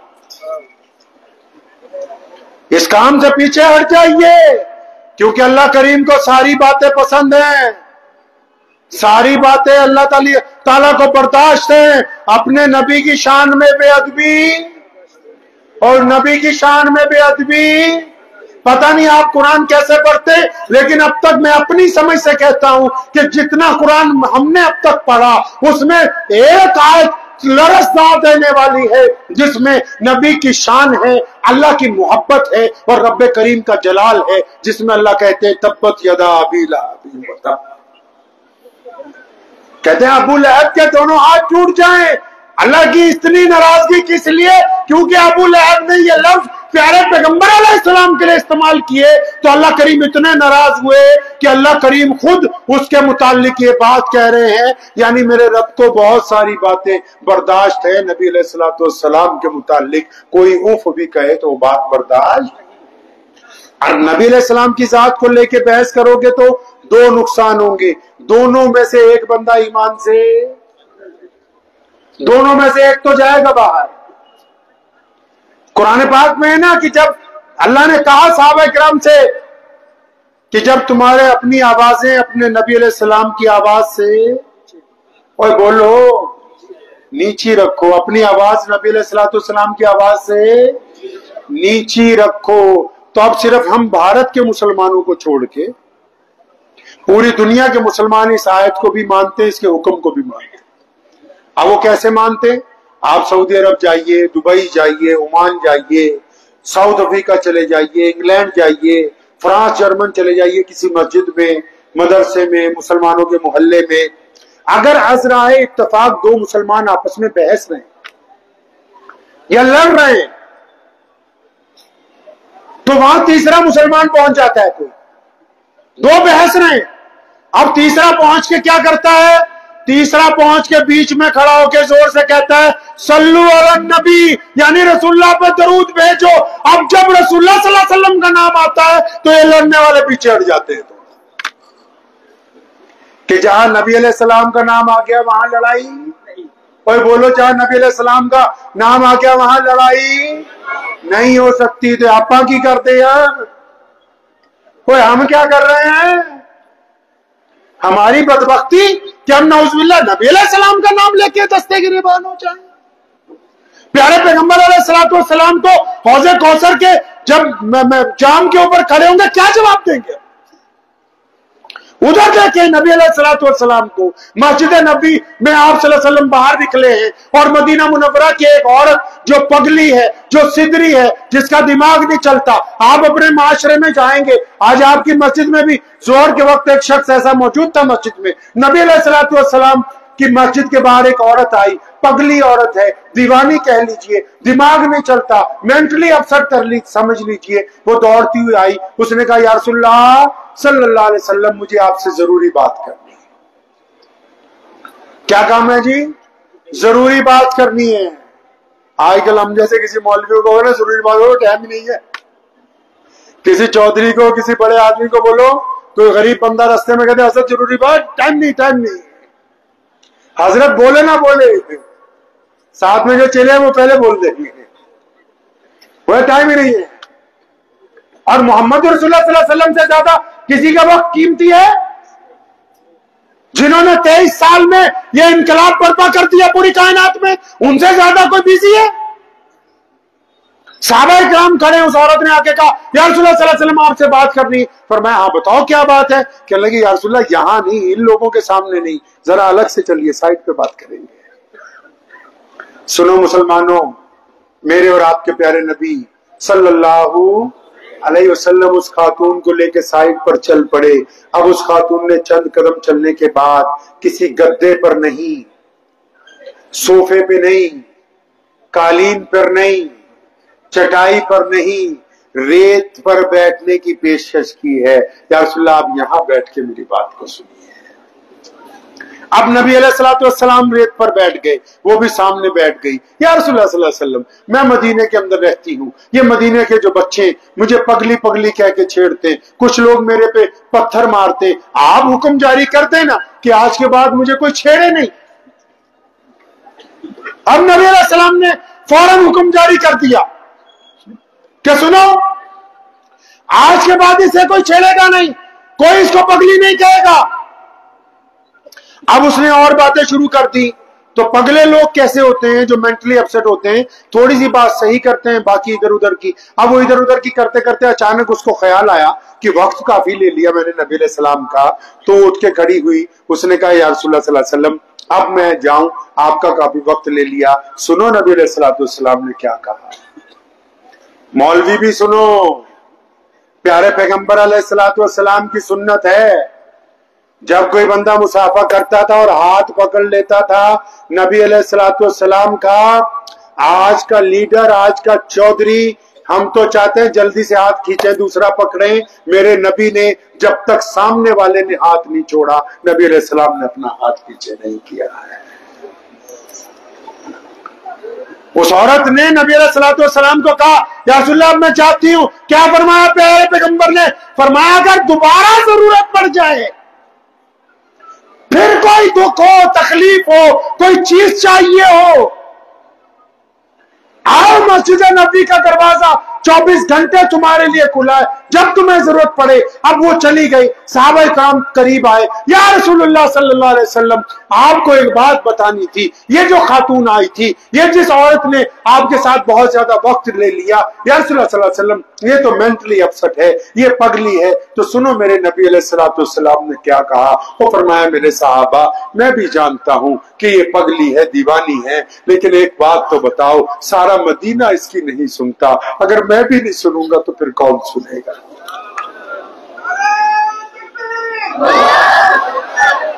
فرمایا میں نے بھی نہیں، اگر سننی کون سنے گا؟ پوچھتے ہیں یہی تو بات ہم بار بار مسلمانوں سے کہ تمہاری مسجد میں اصحاب صفہ کا وہ چبوترا کہاں ہے؟ مسلمانوں، ان کروڑ روپے کی مسجدوں میں دنیا کی وہ پہلی این جی او، حدیث کے استاد بیٹھے ہوئے ہیں، پوچھیں دنیا کی پہلی این جی او، دنیا کا پہلا ادارہ مسجد نبی کی 4 دیواری کے ساتھ مسجد میں بنانا شروع کر دیا۔ کسی نے پوچھا یا رسول اللہ صلی اللہ علیہ وسلم یہ کیا بنایا جا رہا ہے؟ وہ فرمایا یہ میرے اصحاب صفہ کا چبوترا ہے۔ اصحاب صفہ کون ہے؟ نبی علیہ السلام نے بتا دیا، ارے جو مسکین آئیں گے، جو ضرورت مند آئیں گے، جو محتاج آئیں گے، جو غریب آئیں گے، جو بھوکے آئیں گے، جو بے سہارا آئیں گے، جو بے گھر آئیں گے، ان کے لیے ہم نے مسجد میں پہلے جگہ بنا دی۔ آپ بھی بتاؤ کہ آپ کی مسجد میں اصحاب صفہ کا چبوترا کہاں ہے؟ کہاں ہے وہ چبوترا؟ کہاں محمد رسول اللہ صلی اللہ علیہ وسلم کی وہ سنت؟ کیونکہ ہم نے دین کو صرف عبادت کا ذریعہ سمجھا ہے، صرف عبادت کا ذریعہ، اور عبادت کے نام پر ہی بس ایک دوسرے کے خلاف محاذ کھلا ہوا ہے کہ ہم اس طرح عبادت کریں گے، تم اس طرح عبادت کرتے ہو۔ پیارے پیغمبر نبی علیہ السلام سنیں نبی علیہ السلام کی شان کیا ہے۔ جنگ یرموک کے واپسی کے موقع پہ حضرت انس بن مالک رضی اللہ تعالیٰ عنہ فرماتے ہیں میں پہرے پر کھڑا تھا، نبی علیہ السلام سو رہے، آرام کر رہے، فرمایا میں نے خود دیکھا وہ سامنے سے ایک درخت जड़ों समेत उखड़ा और वो घिसटता हुआ मोहम्मद रसूलुल्लाह सल्लल्लाहु अलैहि वसल्लम के करीब आके खड़ा हुआ और फिर काफी देर खड़ा रहा। फिर कहते मैंने खुद देखा वो दरख्त वापस चला, अपनी जगह पहुंचा और जमीन के जिस जिस हिस्से से जो दरख्त की जड़ निकली थी उसी जगह पेवस्त हो गई। नबी अलैहि सलाम जब कुछ देर के बाद उठे, मैंने कहा या रसूलुल्लाह सल्लल्लाहु अलैहि वसल्लम आज बड़ी हैरानी की बात हुई। नबी अलैहि सलाम ने पूछा अनस क्या बात, क्या हैरानी की बात है? फरमाया रसूलुल्लाह उस दरख्त को देखते, वो जब आप सो रहे थे वो जड़ों समेत उखड़ा था, आपके पास आया, बहुत देर खड़ा रहा, फरमाया हाँ उसने मुझे सलाम करने के लिए मेरे रब से इजाजत तलब की थी। एक बद्दू ने आके कहा था ना नबी अलैहिस्सलाम से मैं ईमान तो ले आऊं लेकिन ये मरी हुई गो जो खेत के अंदर जानवर होता है छिपकली की तरह इतना बड़ा मरी हुई गो लेके आया और नबी अलैहिस्सलाम के सामने मस्जिद नबी में रखी और कहने लगा मैं मान लो आप अल्लाह के रसूल है, अगर ये कह दे कि आप अल्लाह के रसूल है। नबी अलैहिस्सलाम ने कहा कोई बात नहीं, ये कह दे कि फरमाया को बता तो सही तेरा मेरे बारे में क्या ख्याल है। जब उसने नबी अलैहिस्सलाम की आवाज सुनी, देहाती को यकीन था कि मैं मार के लेके आया हूं, ये तो लाश है गो की, उसमें जान नहीं है। लेकिन जब नबी अलैहिस्सलाम की आवाज सुनी उसने पहले आंखें खोली फिर अपनी जुबान खोली, फरमाने लगी ठेठ अरबी जुबान में उसने कहा कि या रसूलुल्लाह सल्लल्लाहु अलैहि वसल्लम मेरे तो भाग खुल गए कि जो आपकी ज़ियारत हो गई है। प्यारे पैगंबर अलैहिस्सलातु वस्सलाम वापिस चल पड़े एक दिन मदीने से मक्के के लिए और आज मक्का फतेह होना है। एक वक्त था उस्मान बिन तलहा को कहा था चाबी दे दो, नहीं मिली थी चाबी और नबी अलैहिस्सलाम ने थपकी देकर कहा था इब्ने तलहा एक वक्त आएगा ये चाबी हम लेंगे आपसे। आज वक्त आ गया। नबी अलैहिस्सलाम मक्का मुकरमा में जब दाखिल हो रहे हैं, मक्के के मौजूदा गवर्नर हजरत सुफियान जो उस वक्त मुसलमान हुए उसी दिन रजी अल्लाह ताला अन्हु वो साथ में, तो प्यारे पैगंबर अलैहिस्सलातु वस्सलाम जब खाना काबा में दाखिल होने लगे तो किसी ने पीछे से नारा मारा आज बदले का दिन है, आज बदले का दिन है। सुना नबी अलैहिस्सलातु वस्सलाम ने पलट के क्या कहा, फरमाया खबरदार आज बदले का दिन नहीं आज माफ करने का दिन है। अब नबी अलैहिस्सलाम जब खाना काबा के सामने पहुंचे तो फरमाया ले आओ भी उस्मान बिन तलहा को बुलाओ, चाबी उसके पास है।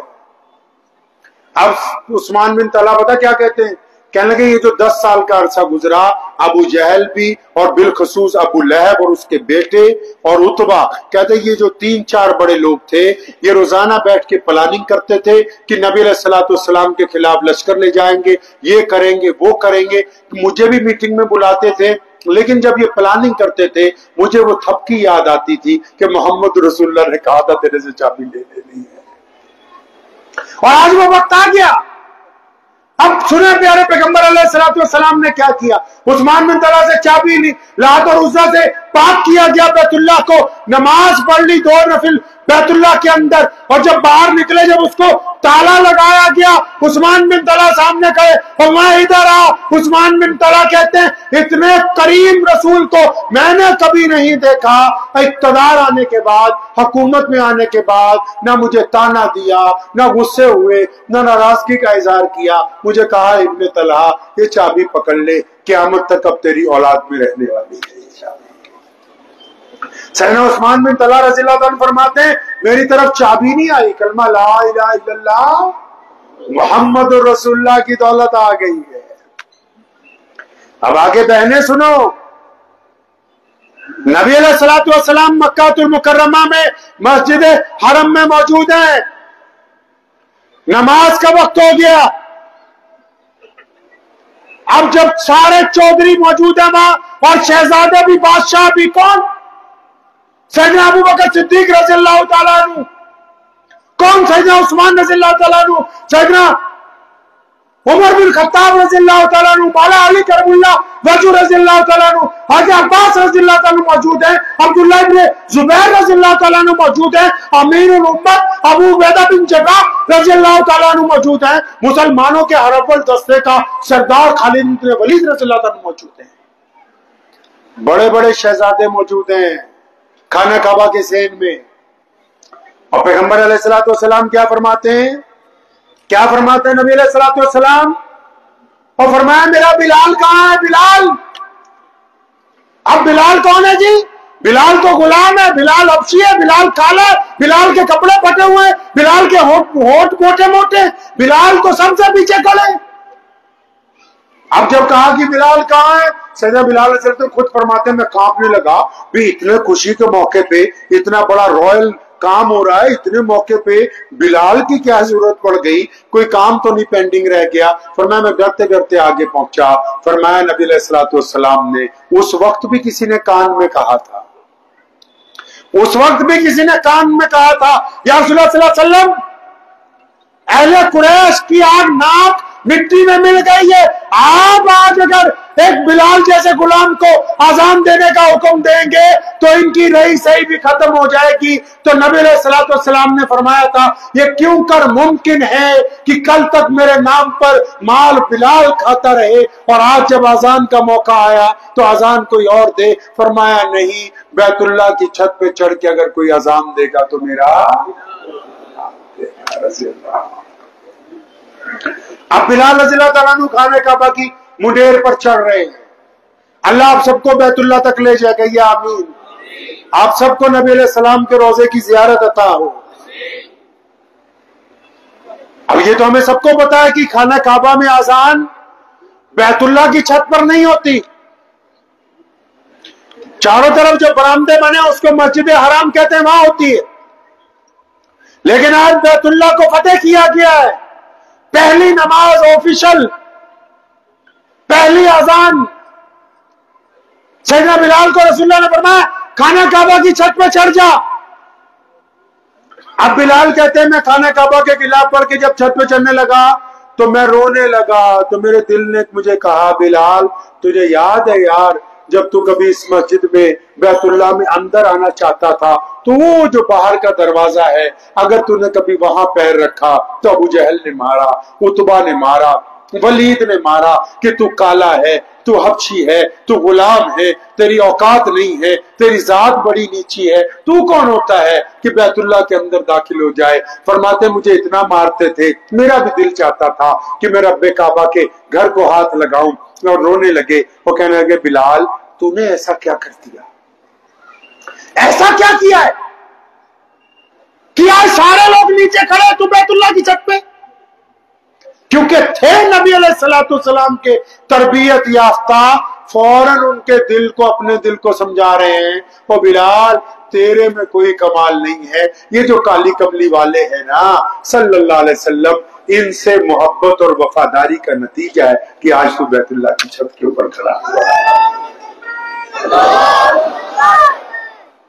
अब जब बिलाल खाना काबा की छत पे चढ़ गए, हाँ ये वाला मसला सुनो। अब जब बिलाल खाना काबा की छत पे चढ़ गए, अब हमें तो पता है काबे की चार दीवारें जिस तरफ से जाएंगे, हमारे देश की तरफ से जो सामने आएगी, जिस तरफ से जाएंगे वो दीवार खाने काबा की किबले का दर्जा रखती है। खाना काबा की जो दीवार है किबले का दर्जा रखती है। हम जिस तरफ से जाएंगे हमारा किबला वही है जो दीवार सामने आ गई। अब बिलाल को कहां चढ़ा दिया, और बोलो बिलाल को कहां चढ़ा दिया, खाना काबा की छत पे। और बिलाल कहते हुए छत पे चढ़ा। फिर मेरे दिल ने कहा बिलाल मदीने में तो आजाने काबे की तरफ मुंह करके देता था, तो अब काबा कहां है, अब काबा कहां, अब तो बैतुल्लाह की छत पर चढ़ गए बिलाल, अब काबा कहां है। और बिलाल भी रसूलुल्लाह का तरबियत याफ्ता है सल्लल्लाहु अलैहि वसल्लम, देर नहीं लगाई, फरमाया बस एक उंगली कान में थी और अपना चेहरा और अपनी शहादत वाली उंगली बैतुल्लाह के ज़हन में उस तरफ करी जिस तरफ रसूलुल्लाह सल्लल्लाहु अलैहि वसल्लम खड़े थे।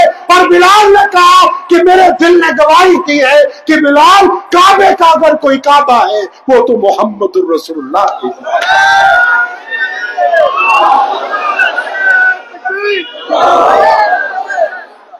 फरमाया काबे का कोई काबा है। अब उधर मेरे अल्लाह का कमाल देखिए, बिलाल ने कहा अल्लाहु अकबर अल्लाहु अकबर ادھر نبی علیہ السلام طواف کرنے لگ پڑے. اب بلال کا کعبہ چل پڑا. اب بلال اذان بھی دیتا ہے, گھومتا بھی جاتا ہے تاکہ بنگلور کے مسلمانوں کو بتا دے قادیانیت ہو یا شکیلیت ہو, تم نے جانا اس طرف ہے جدھر رسول اللہ گئے ہیں, اس کے علاوہ کوئی راستہ ہی نہیں ہے. بتا دیا قیامت تک کے مسلمانوں کو. اب نماز ہو گئی, فیصلے ہو گئے. اس کے بعد کیا ہوا پتا ہے؟ ارے بات کیا ہوا پتا ہے آپ کو؟ پتا ہے کہ نہیں؟ نہیں پتا نا. اچھا ایک بات بتاؤ, پائجامہ اگر ٹخنوں سے اونچا کرتے تو کہاں جائیں گے ہم انشاءاللہ؟ ارے بولو بھائی, یہ بات پتا ہے تم کو مفتی صاحب؟ اس کا مطلب یہ ساری مفتی اگر پائجامہ ٹخنوں سے اوپر ہوگا کہاں جائیں گے؟ ارے بولو بھائی, جنت میں. اور اگر نیچے ہوا بولو بھائی, جنت. تو ویسے یہ واقعہ سنا رہا ہوں کوئی, یہ بیچ میں ایک بات آ گئی تو ہم نے اپنے والد صاحب رحمت اللہ علیہ سے, کیونکہ 10 نسلیں گزر گئی اللہ کے نبی علیہ السلام کا دین پڑھتے ہوئے پڑھاتے ہوئے, تو ہمیں جب پتا لگا پہلے دن کسی نے ایسے ہی بتایا کوئی آپ جیسے ہی مفتی تھا تو چائے بیچ رہا تھا تو کہنے لگا پجامہ اونچا کر جہنم میں جائے گا, تو اونچا کیا تو کہا آپ جنت میں جائے گا. تو ہم نے اپنے والد صاحب رحمت اللہ علیہ کو گھر جا کے کہا, اس وقت عمر کم تھی, میں آپ ابو ہم سے یار جھوٹی بولتے رہے. تو کیا بات ہو گئی؟ میں آپ تو کہتے تھے ماں کے پیروں کے نیچے جنت ہے, یہ مدرسے والے بولتے ٹخنوں میں پھنسی ہوئی ہے. تو نبی علیہ السلام سے پوچھا جب, تو امام بخاری نے بتایا ہاں ابوبکر صدیق رضی اللہ تعالیٰ عنہ آئے تھے ایک دن, انہوں نے آتے ہی جب فرمان جاری ہوا کہ اپنے پاجامہ لنگی ٹخنوں سے اونچا کرو, یا رسول اللہ صلی اللہ علیہ وسلم میرا کپڑا جھلک جاتا ہے. فرمایا ابوبکر یہ اس لیے نہیں اونچا کروایا کہ اسپیشلی تمہیں 24 گھنٹے اونچا رکھنا ہے, جھلک جائے پھر اونچا کر لو, لیکن اس کی وجہ ہے. اب آپ کو پتا ہے کیا وجہ ہے؟ آپ کا کیا نام ہے؟ محمد زبیر. آپ کا کیا پاجامہ کیوں اونچا کیا پتا ہے؟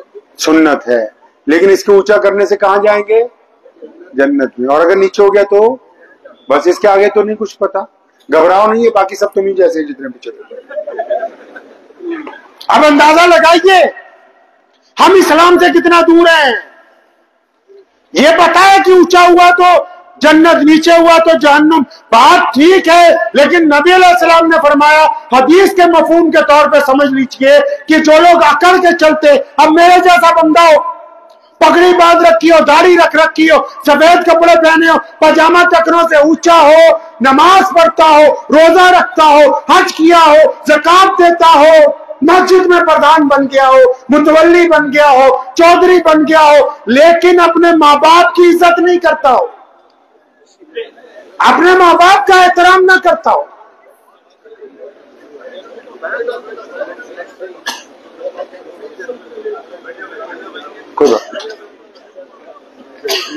کوئی بات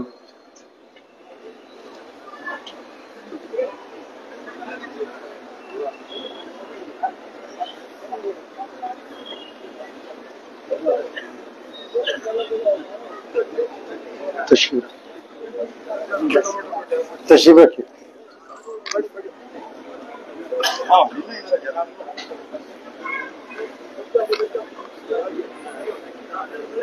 تو میں عرض یہ کر رہا تھا کہ اگر کوئی بندہ دیندار ہو, متقی ہو, پرہیزگار ہو, نماز پڑھتا ہو, روزہ رکھتا ہو, حج کرتا ہو, زکات دیتا ہو, بڑھیا بندہ ہو, پاجامہ ٹخنوں سے اونچا کہ جی جنت میں جائیں گے, لیکن حدیث پاک میں لکھا یہ پاجامہ اس لیے اونچا کروایا تاکہ عاجزی سے, شرم سے, حیا سے تھوڑی گردن جھک جائے. اب ایسا سمجھ لیجئے کہ بندہ متقی ہے, پرہیزگار ہے, دیندار ہے, لیکن اپنے ماں باپ کی عزت نہیں کرتا ہے. بندہ نمازی ہے, بیوی کے چہرے پہ تھپڑ مارتا ہے. بندہ نمازی ہے, بچوں سے ظلم کرتا ہے. بندہ نمازی ہے, پڑوسیوں سے بدتمیزی کرتا ہے. بندہ نمازی ہے, غریب کے منہ پہ لقمہ نہیں ڈالتا. اب یہ پاجامہ ٹخنوں کی بجائے آپ گھٹنوں پہ بھی کر لیجئے, اسلام کو آپ سے کوئی لینا دینا. तो बात मक्कतुल मुकर्रमा की चल रही थी। तो नबी अलैहिस्सलाम ने जब तमाम फैसले हो गए, तो मैं आपसे यही पूछ रहा था कि आपको पता है उसके बाद खाना काबा में क्या हुआ? तो क्योंकि आपको पता नहीं है। अब पता क्यों नहीं है? पता क्यों नहीं है? क्योंकि हम इस बात का जिक्र आपस में नहीं करते। नबी अलैहिस्सलाम ने उस शाम जिस दिन मक्कतुल मुकर्रमा फतेह हुआ, मक्के में एक घर है, एक औरत है, एक झोपड़ी में रहती, उसके बच्चे हैं, उम्मे हानी उनका नाम है, रजी अल्लाह ताला अन्हा। वो अपने बच्चों को पिछले 10 साल से बताती हैं कि वो मदीने वाले जो नबी अलैहिस्सलाम है, वो अल्लाह के नबी तो हैं, वो मेरे भाई भी लगते हैं, मेरे सके चचा के बेटे, हमारा बचपन इकट्ठे गुजरा है। नबी अलैहिस्सलाम की सीरत बताती है उन बच्चों को। आज जब मक्कतुल मुकर्रमा फतेह हुआ, आज जब खाना काबा में नमाज हुई, अब जब मक्के के घर घर में इत्तला पहुंची कि नबी अलैहिस्सलाम मक्के में वापस तशरीफ ले आए हैं, तो वो बच्चे अपनी मां से पूछते हैं, बच्चे अपनी मां से पूछते हैं, क्या पूछते हैं? पूछते हैं, अम्मा आप तो पिछले 10 सालों से कहती हो कि वो मोहम्मद रसूलुल्लाह सल्लल्लाहु अलैहि वसल्लम आपके भाई हैं, आज मक्का फतेह हो गया, क्या मामू हमारे घर तशरीफ लाएंगे? वो आएंगे हमारे घर? उम्मे हानी रज़ियल्लाहु ताला अन्हा जज्बाती हो गई, आंखों में आंसू आए। उनके दिल में था मोहम्मद रसूलुल्लाह सल्लल्लाहु अलैहि वसल्लम के साथ बचपन गुजरा, अब तो वो कायनात के मौला बन गए हैं, अब तो अल्लाह ने उनको पूरी दुनिया के लिए रहमतुल आलमीन का ऐलान कर दिया। अब उनको कहां पता होगा कि मक्के में एक बहन रहती है, अभी ये सोच ही रही है इतनी बातें, दिल में ख्याल ही आया, दरवाजे पे किसी ने जोर से 2-3 दफा मुक्का मारा, ठक ठक हुई, तो उम्मे हानी अंदर से जरा जोश में पूछती हैं कि कौन है दरवाजे पर? तो दरवाजे से आवाज आती है, हानी दरवाजा खोलो, मैं तुम्हारा भाई मोहम्मद रसूलुल्लाह। 10 साल के बाद मोहम्मद रसूलुल्लाह सल्लल्लाहु अलैहि वसल्लम अपनी बहन के साथ मिलते हैं। सुनो, कायनात के सारे इंसानों, वो नबी जो पूरी इंसानियत के लिए रहमत बन के आए, क्या किया उस रात? अगर कोई बंदा, मैं मौलवी हूं तो दीन की बात कर रहा हूं, मेरी जगह कोई प्रोफेसर बैठा होता तालीम की बात करता, मेरी जगह कोई अफसर बैठा होता कानून की बात करता, मेरी जगह कोई वजीर आएगा वो अपनी हुकूमत की बात करेगा।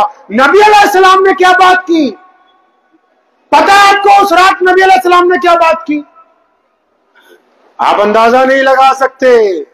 हम लोग जब किसी के घर जाते हैं ना, जैसे कोई बंदा सुन्नी मुसलमान है वो अपनी बात कहेगा, कोई देवबंदी है वो अपनी बात कहेगा, तो हम जब किसी के घर जाएंगे पूछेंगे बच्चे क्या पढ़ते हैं, दीन सीखा कि नहीं सीखा, कुरान पढ़ा कि नहीं पढ़ा। कोई व्यापारी जाएगा बोलेगा काम कैसा चल रहा है, बिजनेस आजकल क्या कर रहे हो। कोई अफसर जाएगा बोलेगा बच्चों को IAS बना लो, UPSC करवा लो। नबी अलैहिस्सलाम ने उस रात क्या बात की, क्या गुफ्तगू की नबी अलैहिस्सलाम ने? प्यारे पैगंबर अलैहिस्सलाम ने उस रात जो बात कही है ना, जमीन की छाती चिर गई थी, आसमान का सीना फट गया था उस दिन। आप अंदाजा नहीं लगा सकते, आपके पास वक्त ही नहीं है प्यारे पैगंबर अलैहिस्सलाम को पढ़ने का। सुनो नबी अलैहिस्सलाम ने क्या कहा। उम्मे हानी ने मौलाना से पूछ लेना जाके, मेरे नबी अलैहिस्सलाम ने फाके तो किए, यानी भूखे तो रहे, लेकिन कभी बासी खाना कभी नहीं खाया। आज मक्का फतेह हुआ है, मक्के के गवर्नर ने कहा, सुफियान ने रजी अल्लाह ताला अन्हु ने, या रसूलल्लाह मेरी कोठी पर चलें, खाने का इंतजाम है। तो फरमाया नहीं, जब मेरी बहन मौजूद है मैं तुम्हारे घर क्यों जाऊं। बड़े बड़े चौधरी हज़रत उस्मान ज़िन्नुरैन रजी अल्लाह ताला अन्हु जैसा का कारोबार वहां है, अब्दुर्रहमान बिन औफ रजी अल्लाह ताला अन्हु के सारे घर वहां पे हैं, सब साथ में है। फरमाया नहीं, तुम में से किसी के घर नहीं जाना। अपनी बहन के घर रात को पहुंचे, जाते ही पूछा, हानी कुछ खाने के लिए है? या रसूलल्लाह कुछ भी नहीं, कुछ नहीं खाने के लिए। तो फिर अचानक उसने कहा, या रसूलल्लाह एक बासी रोटी है। पढ़े तारीख को उठा के, یہ دوسرا موقع ہے کہ نبی علیہ السلام نے سرکے میں باسی روٹی کو پانی سے دھونے کے بعد اس رات کو تناول فرمایا، اور جب نبی علیہ السلام کا بستر لگ گیا، آپ صلی اللہ علیہ وسلم کا بستر لگ گیا، تو ام ہانی رضی اللہ عنہ نے فرمایا یا رسول اللہ آپ کے آرام کے لیے بستر لگا دیا گیا، آپ تھکے ہوئے ہیں، مدینہ منورہ سے اتنی دور سے سفر کیا، مکہ المکرمہ فتح ہوا، بیت اللہ میں اذانیں دی گئیں، اتنے قیدیوں کو چھوڑا، آپ نے معافی کا اعلان کیا، اب آپ تھک گئے، آپ آرام کیجئے، سنیں میرے اور آپ کے پیارے نبی علیہ السلام نے اس رات کیا بات کہی۔ فرمایا ہانی یہاں بیٹھو میرے سامنے، میں تھکا نہیں، میں نے آرام نہیں کرنا، آپ میرے سامنے بیٹھیے۔ ام ہانی رضی اللہ عنہ کی عمر حضور صلی اللہ علیہ وسلم سے 20-25 سال زیادہ تھی، وہ عمر میں بڑی تھی نبی علیہ السلام سے۔ آپ صلی اللہ علیہ وسلم نے اپنی بہن کو سامنے بٹھایا، بچے بھی آ کے قریب بیٹھ گئے۔ اندازہ لگاؤ کیا کہا ہوگا پیارے پیغمبر علیہ السلام، کیا کہا ہوگا پیارے پیغمبر علیہ السلام۔ بندہ جب کسی کرسی پر طاقت میں آتا ہے کیا کہتے ہیں ہم کہ میرا بیٹا ایڈوکیٹ بن گیا، میں وکیل بن گیا ہوں، مولوی بن گیا، شیخ الحدیث بن گیا۔ نبی علیہ السلام نے اس رات کیا کہا ہوگا؟ پیارے پیغمبر علیہ السلام نے اپنی بہن کو سامنے بٹھایا، بچے بھی قریب آ کے بیٹھ گئے۔ فرمایا ہانی سونا نہیں ہے، آج میرے سامنے بیٹھو، اور جو میں پوچھتا ہوں آپ نے مجھے جوابات دینے ہیں۔ کیا پوچھا ہے نبی علیہ السلام نے؟ پتا ہے کیا پوچھا؟ فرمایا ہانی اے میری پیاری بہنا، آپ تو عمر میں مجھ سے بڑی ہو، تمہیں پتا ہے کہ جب میں دنیا میں آنے والا تھا نا تو 2 ماہ پہلے میرے والد سیدنا عبداللہ رضی اللہ تعالیٰ عنہ کا انتقال ہو گیا تھا۔ فرمایا میں نے اپنے والد کو نہیں دیکھا، تو نے دیکھا۔ فتح مکہ کی رات یہ بات ہو رہی ہے۔ فرمایا میں نے اپنے ابو جان کو نہیں دیکھا، ہانی تم نے دیکھا ہے، بتاؤ تو صحیح کہ سیدنا عبداللہ کیسے تھے، میرے والد محترم دیکھنے میں کیسے لگتے تھے، ان کی وجاہت کیسی تھی۔ ہانی کی آنکھوں میں آنسو ہیں۔ یا رسول اللہ صلی اللہ علیہ وسلم آپ کے والد نورانی چہرے والے، اونچی قد و کاٹ والے، وہ چلتے تھے تو مکے میں لگتا تھا کہ کوئی شہزادہ چلا جا رہا ہے، اور لگے بھی کیوں نہ جس کی پیشانی میں محمد رسول اللہ کا نور چمک رہا ہو صلی اللہ علیہ وسلم۔ مکہ کا فتح کی رات ہے، کس کو یاد کیا؟ فتح مکہ میں کس کو یاد کیا؟ ہانی کو یہ نہیں کہا نماز پڑھنا، نفل پڑھنا، یہ پڑھنا، فرمایا میرے ابو کا بتا۔ جب والد محترم کے قصے بتاتی ہے، نبی علیہ السلام اپنے ابو جان کو یاد کر کے اشکبار ہو گئے۔ جب وہ پوری بات کر لیتی ہیں تو نبی علیہ السلام اگلا قصہ چھیڑتے۔ فرمایا ہانی تجھے پتا ہے میں 6 سال کا تھا، مدینے سے میری ماں میرے والد کی قبر سے مجھے ملوا کے، اپنے والد کی قبر میں مجھے دکھا کے مجھے واپس لا رہی تھی۔ ابوا کے مقام پر ان کا انتقال ہو گیا، میں 6 سال کا تھا۔ میں سیدہ آمنہ کو بہت اچھی طرح ان کے ساتھ وقت نہیں گزارا۔ 6 سال کی عمر میں ام ایمن نے مجھے پھر پالا ہے۔ اے میری خانی، میری بہن، تو نے تو سیدہ آمنہ کو دیکھا ہے، تو نے تو میری والدہ کو دیکھا ہے، بتانا امی کیسی تھی۔ کہانی نبی علیہ السلام نے مسجد نبوی کے مصلی پر کھڑے ہو کے نماز پڑھانے کے لیے جب گئے، اچانک اپنی ماں کو یاد کرتے ہوئے پلٹے اور کہا بلال اگر تم تکبیر کہہ لیتے نماز تیار ہو جاتی اور میری امی زندہ ہوتی اور وہ سامنے حجرے میں سے مجھے آواز دیتی محمد، تو فرمایا میں تو نماز چھوڑ کے نہ اپنی ماں کے پاس جاتا۔ نبی علیہ السلام نے پھر کہا ام ہانی سے بتا سیدہ آمنہ کیسی تھی۔ سیدنا آمنہ رضی اللہ تعالیٰ عنہ کی صفات بیان کرتی، پھر کبھی عبد المطلب کا ذکر چھیڑتے، اپنے بھائیوں کا، اپنی بہنوں کا، سب کا ذکر چھیڑتے ہیں۔ آپ کو یہ بتانا تھا دنیا کے انسانوں کہ جب ترقی مل جائے، جب کسی مقام پر پہنچ جاؤ گے تو پھر پہلے دن پہلی رات ان کو یاد کرنا جو اس وقت تمہارے ساتھ تھے جب تمہارے ساتھ تھا کوئی نہیں، جو اس وقت تمہارے ساتھ تھے۔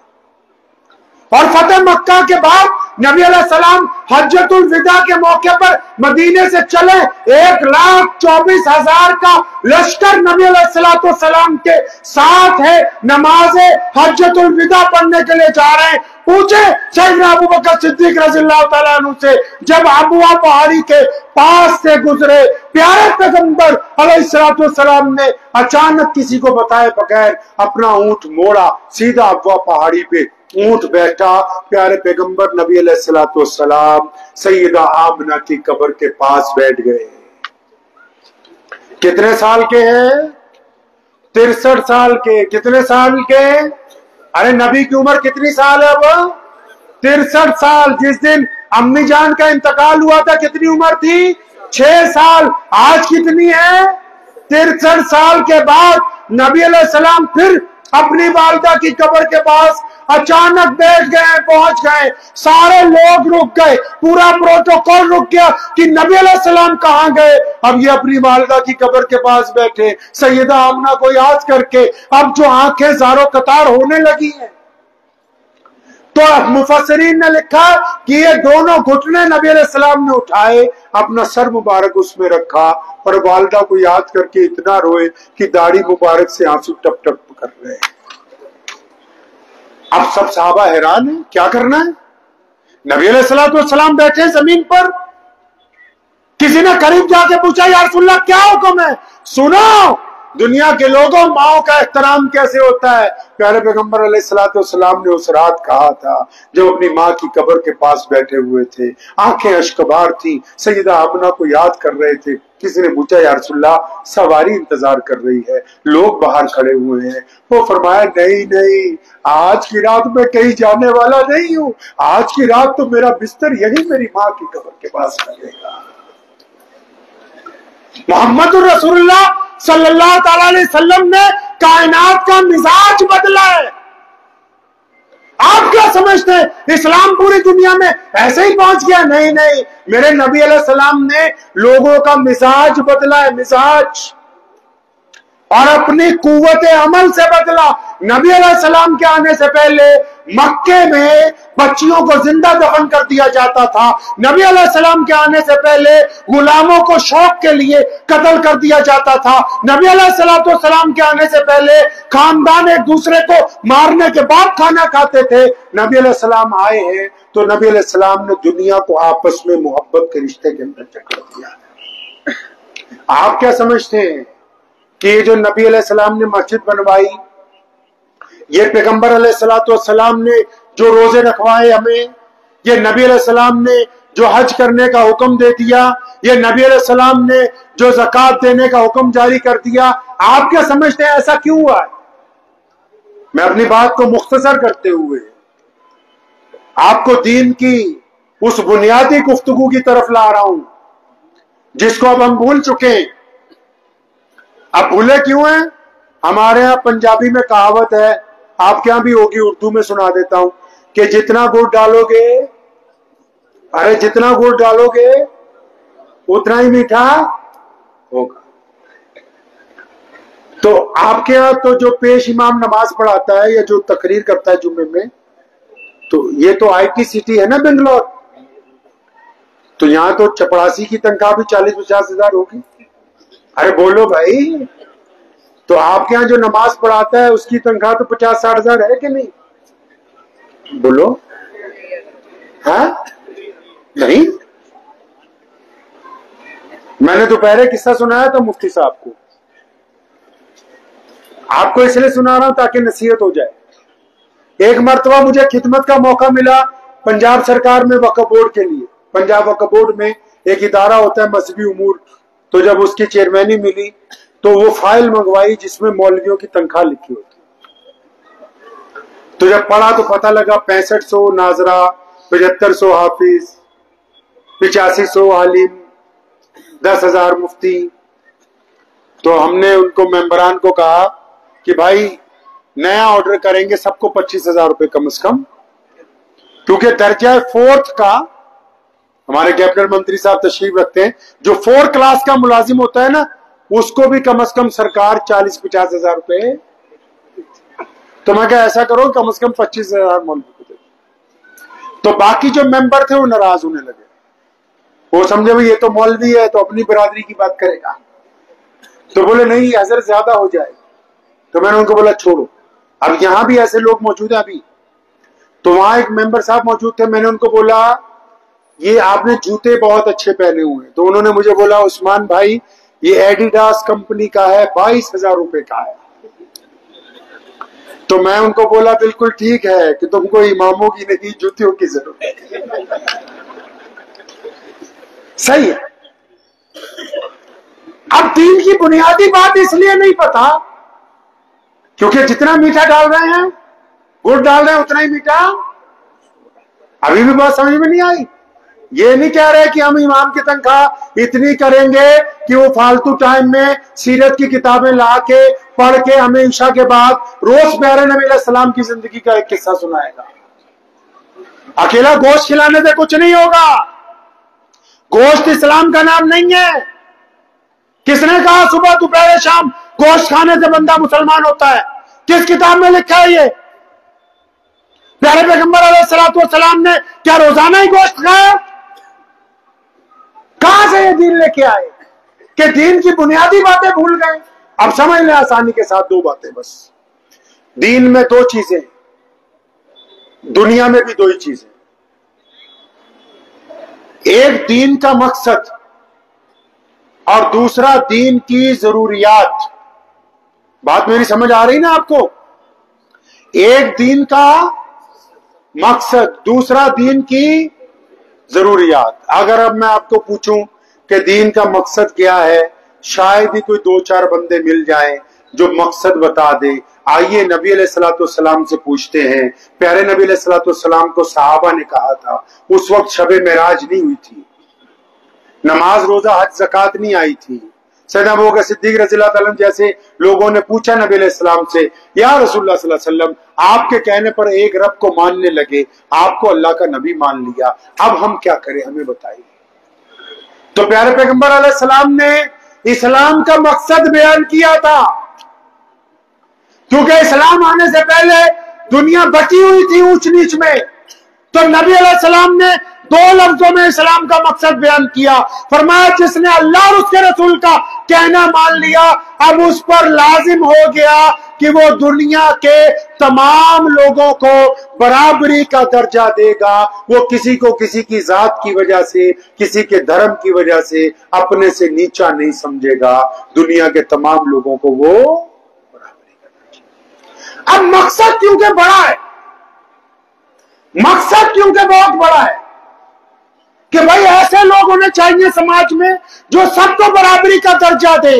جو کسی کو دوسرے دھرم کا سمجھنے کے بعد کوئی مسلمان یہ نہ کہے کہ میں کسی ہندو بھائی کے گھر میں کھانا نہیں کھا سکتا, کسی سکھ کی کٹوری میں پانی نہیں پی سکتا, کسی دلت کے ساتھ گلے نہیں مل سکتا, کسی عیسائی کے ساتھ جپی نہیں ڈال سکتا. اللہ کے نبی علیہ السلام کو ایسے لوگ چاہیے تھے جو یہ کہہ سکیں کھڑے ہو کے کہ دنیا کے کوئی بھی مذہب کا بندہ ہوگا ہم ہر ایک گرتے ہوئے کو اپنی چھاتی سے لگائیں گے. ایسے لوگ چاہیے. اب کیونکہ مقصد بہت بڑا ہے, اب جب مقصد بڑا ہے تو اس مقصد کو حاصل کرنے کے لیے پروجیکٹ بھی بہت بڑا لگانا ہوگا. بات سمجھ رہے ہیں آپ میری؟ نہیں. اب یہ مثال کے طور پہ یہ جلسہ ہو رہا ہے نا, یہ اتنی کرسیاں لگائیں, اگر یہ کرسیاں نہ لگا کے ہم نیچے دری بچھاتے, آپ سب اس پر بیٹھ جاتے, تب بھی یہی بات ہوتی کہ نہیں ہوتی بھائی؟ ارے بولتے رہو. ہوتی نا. اگر ہم بھی اس کرسی سے زمین پہ بیٹھ کے باتیں کرتے تب بھی یہی بات ہوتی کہ نہیں؟ ایسے ہی ہوتی. اگر یہ لائٹیں تھوڑی بڑھا دیتے تب بھی یہی بات ہوتی. ارے بولتے رہو یار. اگر لائٹیں کم کر دیتے تب؟ اچھا, اس کا مطلب مفتیان کرام بیٹھے ہیں, جو لوگ ایسے کر کے نماز پڑھتے ہیں ان کی نماز بھی ہو جاتی ہے. جو یہاں نیت باندھتے ہیں ان کی بھی ہو جاتی ہے, جو یہاں نیت باندھتے ہیں ان کی بھی ہو جاتی. مطلب یہ کہ جو ضرورت کی چیز ہے وہ تھوڑا بہت آگے پیچھے کرو تو کام ہو جاتا ہے لیکن مقصد بدل نہیں سکتے. مقصد اتنا بڑا ہے کہ غریبوں کو، مسکینوں کو، دنیا کے ہر مذہب کے بندے کو یہ یقین دلانا کہ میں مسلمان ہوں، میں نفرت نہیں کرتا، میں مسلمان ہوں، غریب کو کھانا کھلاؤں گا، میں مسلمان ہوں، کسی غیر کی بیٹی کی طرف گندی نگاہ نہیں ڈالوں گا، میں مسلمان ہوں، دوسرے کی بہن کو اپنی بہن سمجھتا ہوں، میں مسلمان ہوں، میں غلط نہیں تول سکتا ہوں، میں مسلمان ہوں، میں جھوٹ نہیں بول سکتا. اتنا بڑا مقصد تھا تو اس مقصد کو بنانے کے لیے پروجیکٹ بھی بڑا لگانا تھا. اور مقصد اتنی پختگی سے نبی علیہ السلام نے قائم کیا کہ آج 2024 میں اگر اتفاق سے کسی مسلمان اور غیر مسلم کا لین دین میں پنگا پڑ جائے اور ہم 4 آدمی وہاں بیٹھ جائیں، 2 مسلمان بیٹھ جائیں، 2 غیر مسلم بیٹھ جائیں اور ایک مسلمان بیٹھ کے جھوٹ بولنے لگے تو وہ غیر مسلم بڑا بات یہ کہتا ہے کہ یار تو مسلمان ہو کہ جھوٹ بولتا ہے، تجھے شرم نہیں آتی. مطلب اس کو پتا ہے کہ ان کے مذہب میں جھوٹ بولنا، اس کو پتا ہے کہ ان کے مذہب میں شراب پینا، اس کو پتا ہے کہ ان کے مذہب میں سود کھانا. تو مقصد اتنا بڑا تھا کہ اس دین کو کائنات کا دین بنانا تھا، تو اس کے لیے پروجیکٹ لگایا. رسول اللہ صلی اللہ علیہ وسلم نے اس پروجیکٹ کا نام رکھا مسجد النبی. اللہ تعالیٰ نے اس پروجیکٹ میں نبی علیہ السلام کو چیزیں دے دی، مشینری دے دی. کیا دیا؟ نماز دی، روزہ دیا، حج دیا، قبلہ دیا، قرآن دیا، کہ یہ سارے اوزار ہیں. یہ نماز، روزہ، حج، زکات، قرآن، قبلہ، یہ اسلام کا مقصد نہیں ہے، فرض ہے. یہ ارے فرض ہے لیکن یہ ضرورتیں ہیں. ان ضرورتوں پر چل کے ہم نے اس مقصد کو پانا ہے جو محمد رسول اللہ دے کے گئے. اب مقصد بھی بیان کر دیا نبی علیہ السلام نے، ان ضروریات کا بھی مقصد بیان کر دیا. اب پھر ایک دفعہ پوچھ لیتا ہوں، آپ کا کیا نام ہے؟ تو آپ کا انس. نماز کیوں پڑھتے ہیں؟ فرض ہے. گھبرانا نہیں، تمہارے باقی سب تم جیسے ہیں. نماز کیوں پڑھتے ہیں؟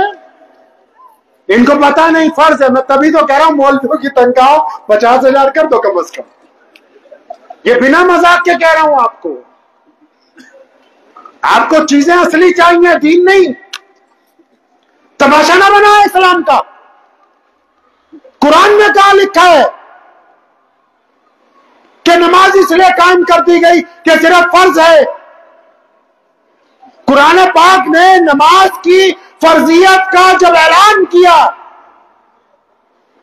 2 ٹوک اعلان قرآن پاک میں، ان الصلاۃ.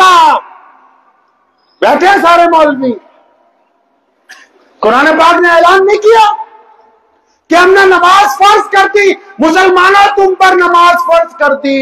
اور جب پوچھا مسلمانوں نے یا اللہ کیوں فرض کر دی، فرمایا نماز تم پر فرض کر دی گئی تاکہ تم گندی باتیں کرنی چھوڑ دو، اچھی باتیں کرنے لگو.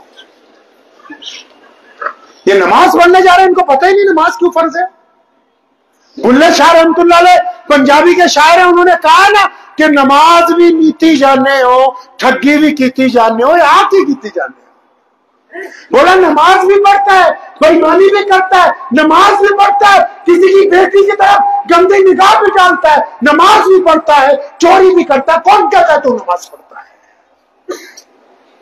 پتہ لگا کہ نماز اس لیے نہیں بنائی. یہ تو ساری دنیا کے لوگ، پوری دنیا کے مسلمان، غیر مسلم بھائی مل کے اس رب کے آگے جس کو ہم ایشور کہتے ہیں اس کے آگے سجدہ کرتے ہیں، اللہ کے آگے. تو خدا کی خدائی میں ایک رتی کا اضافہ نہیں ہونے والا. اور سب کہہ دیں کہ رب کو نہیں مانتے تو اس کی خدائی میں ایک رتی کی کمی. تو نماز کیوں فرض کی گئی؟ پتہ ہی نہیں ہے میاں صاحب کو. بولے بس نماز پڑھنی ہے، چاہے سلام پھیر کے کسی کو گالی دے، چاہے سلام پھیر کے کسی کو تانا مارے، چاہے سلام پھیر کے کسی کا پنکھا بند کر دے، چاہے سلام پھیر کے امام کا رگڑا پھیر دے، چاہے سلام پھیر کے مؤذن کے کان پکڑ لے. بھئی ہم تو نماز پڑھنے آئے، ہمارا کام بس نماز پڑھنا. اندازہ لگائیں کہ ہم اس دین سے کتنا دور آ گئے. रसूलुल्लाह सल्लल्लाहु अलैहि वसल्लम ने हमें अता किया, और जो इसलिए अता किया था कि रसूलुल्लाह सल्लल्लाहु अलैहि वसल्लम चाहते थे कि मेरे बाद ये मेरा नाइब बनेंगे। और जिस तरह लोग हमें देख के कहते हैं कि या रसूलुल्लाह सल्लल्लाहु अलैहि वसल्लम आप जैसा कोई नहीं देखा, इनको देख के भी लोग कहेंगे आप जैसा ईमानदार कोई नहीं देखा, आप जैसा सच बोलने वाला कोई नहीं देखा। तो नमाज तो इसलिए बनाई। फिर एक जगह कहा युकज़्ज़िबु बिद्दीन, इस आयत में अल्लाह ताला नमाजियों को कहते हैं कि तुम्हारी नमाज बर्बाद हो गई, क्योंकि इस नमाज में न्याज देने का हुक्म हुआ। बुल्ले शाह ने पंजाबी में कहा कि नमाज पढ़ी ते न्याज न दिती, मतलब नमाज पढ़ता है न्याज नहीं देता। तेरियां किस कम पढ़ियां नमाजा, कहता नमाज पढ़ता है गरीब के मुंह में लुकमा। अब बोले नहीं नहीं, न्याज तो हम देते हैं, हमारे ही बंदे होते, हमारे ही घर वाले होते, खुद ही पढ़ के खुद ही खा लेते हैं। अल्लाह क्या कहते हैं, नमाजी होगा झूठ नहीं बोलेगा, नमाजी होगा मुत्तकी होगा। फिर एक जगह कुरान ने कहा कि नमाज पढ़ने वाले बंदे मुत्तकी होते हैं। अब मुत्तकी जो शब्द है, लफ्ज है मुत्तकी, मुत्तकी किसको कहते हैं जी? मुत्तकी कहते हैं अच्छे बंदे को। किसको बोलते जी? किसको बोलते हैं? तो आप तो अपने आप को अच्छा ही समझते हैं ना सब, माशाअल्लाह। बोले मस्जिद के इमाम साहब से पूछो मैं अच्छा बंदा हूं, हर हफ्ते मुसाफा करके आता हूं, चटाई भी मैं बिछाता हूं। नहीं नहीं, इमाम साहब को नहीं पूछो। एक बंदा मस्जिद नबी में नमाज पढ़ने आया, मुसलमानों के उस वक्त बादशाह अमीरुल मोमिनीन उमर बिन खत्ताब रज़ियल्लाहु ताला अन्हु थे। उन्होंने पास में एक बैठा हुआ बंदा कहने लगा या अमीरुल मोमिनीन ये बहुत अच्छा है। फरमाया कैसे? फरमाया तहज्जुद में भी देखता हूँ, फजर में, जोर में, असर में, मगरिब में, इशा में। फरमाया नहीं नहीं, इसके माँ बाप से जाके पूछो ये अच्छा है कि नहीं। अगर माँ बाप ये कहते हैं कि ये ठग है, समझ लिया बात को नहीं। अल्लाह रसूल ने कहा कि हमारे बाद दुनिया में कौन है भाई? तो तुम तो कहते हो नहीं जी बस नमाज पढ़ रहे हैं, माँ बाप की ऐसी की तैसी। किसी का बाप, किसी की माँ ओल्ड होम में पड़ी हो और वो सजदे करता रहे, कोई अपनी माँ को गाली देता हो और वो जाके मस्जिद में चंदा दे, कोई अपने बाप से बदतमीजी करता हो, वो बोले कि मैं मुअज्जिन बनूंगा। किसने कहा, किस दीन में लिखी ये बात कि नमाजी बंदा? हज़रत उमर रज़ियल्लाहु अन्हु ने कहा जाके घर से पूछो, अगर इसके माँ बाप कहते हैं ये अच्छा है तो ये अच्छा है, अगर वो कहते बेईमान है तो ये बेईमान ही है। नमाज पढ़ते हैं, पता ही नहीं नमाज बनाई क्यों है।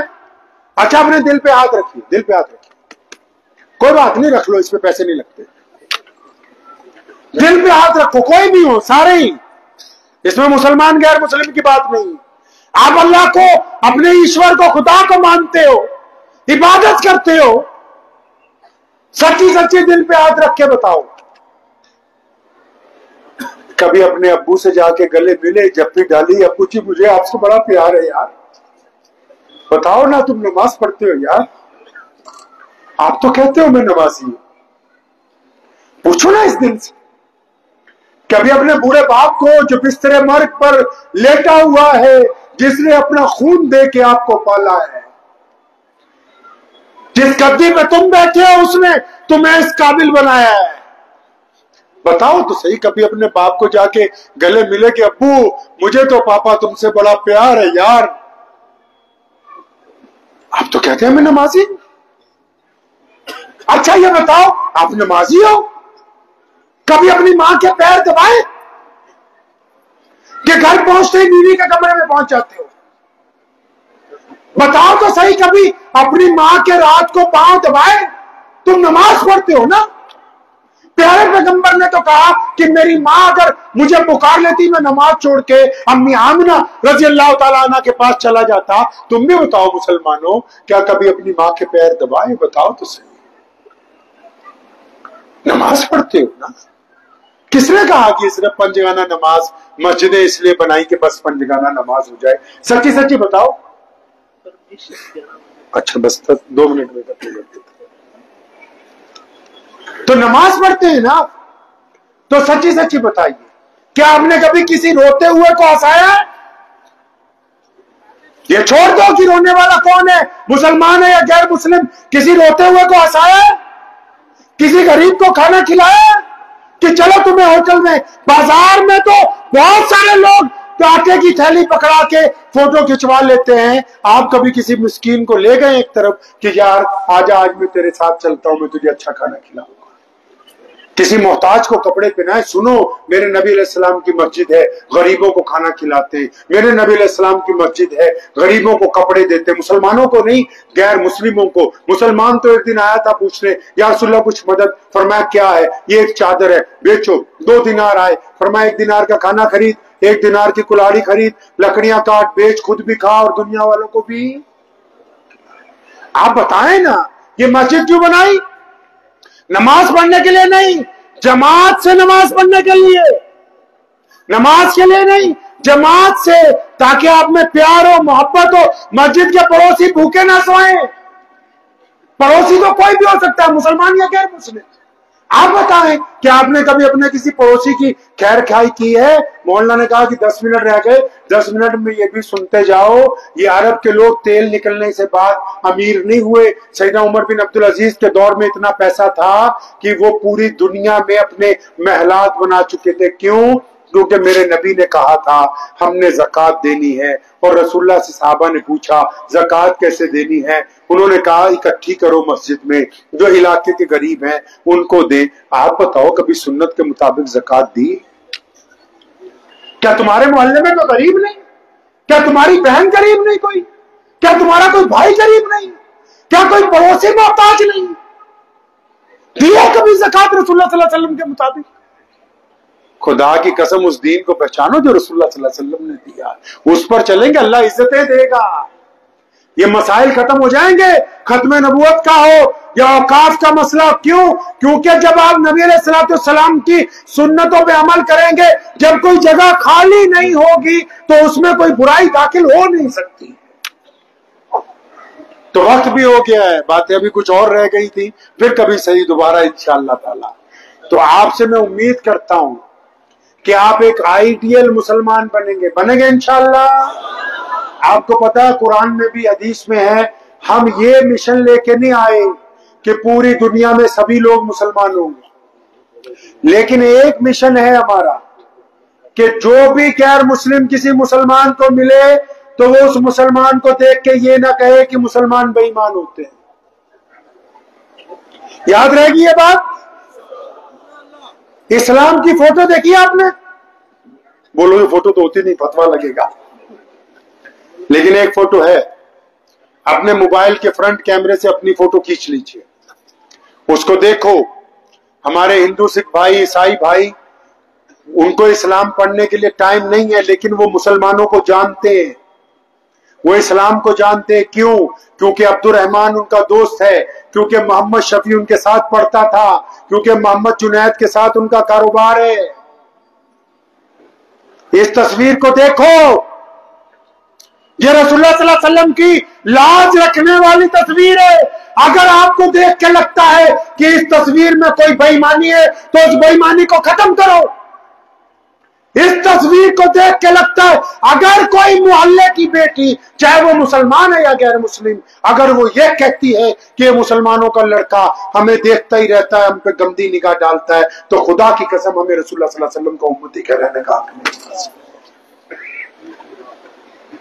اس تصویر کو دیکھو بار بار، اس میں جو کمیاں ہیں، جو خامیاں ہیں، وہ دور کرو، تاکہ کل قیامت کے دن حوض کوثر کے جام پر جب بہت سارے لوگ لبیک یا رسول اللہ صلی اللہ علیہ وسلم کے نعرے لگاتے ہوئے آگے بڑھیں گے، ہم بھی ان کے اندر شامل ہو سکیں۔ اگر یہ تصویر اچھی نہ رہی تو پھر دنیا میں بھی ہمیں کوئی پوچھنے والا نہیں، آخرت میں بھی پوچھنے۔ تو دعا کیجئے، وقت بھی ہو گیا ہے، اللہ کریم مجھے بھی اور آپ سب کو ان باتوں پہ عمل کی توفیق عطا فرمائے۔ وآخر دعوانا ان الحمدللہ رب العالمین۔ مجھے امید ہے کہ آپ کو یہ ویڈیو پسند آئی ہوگی۔ اگر پسند آئی ہو تو یہ آپ اپنے دوستوں کے ساتھ شیئر کریں اور اس چینل کو سبسکرائب ضرور کریں۔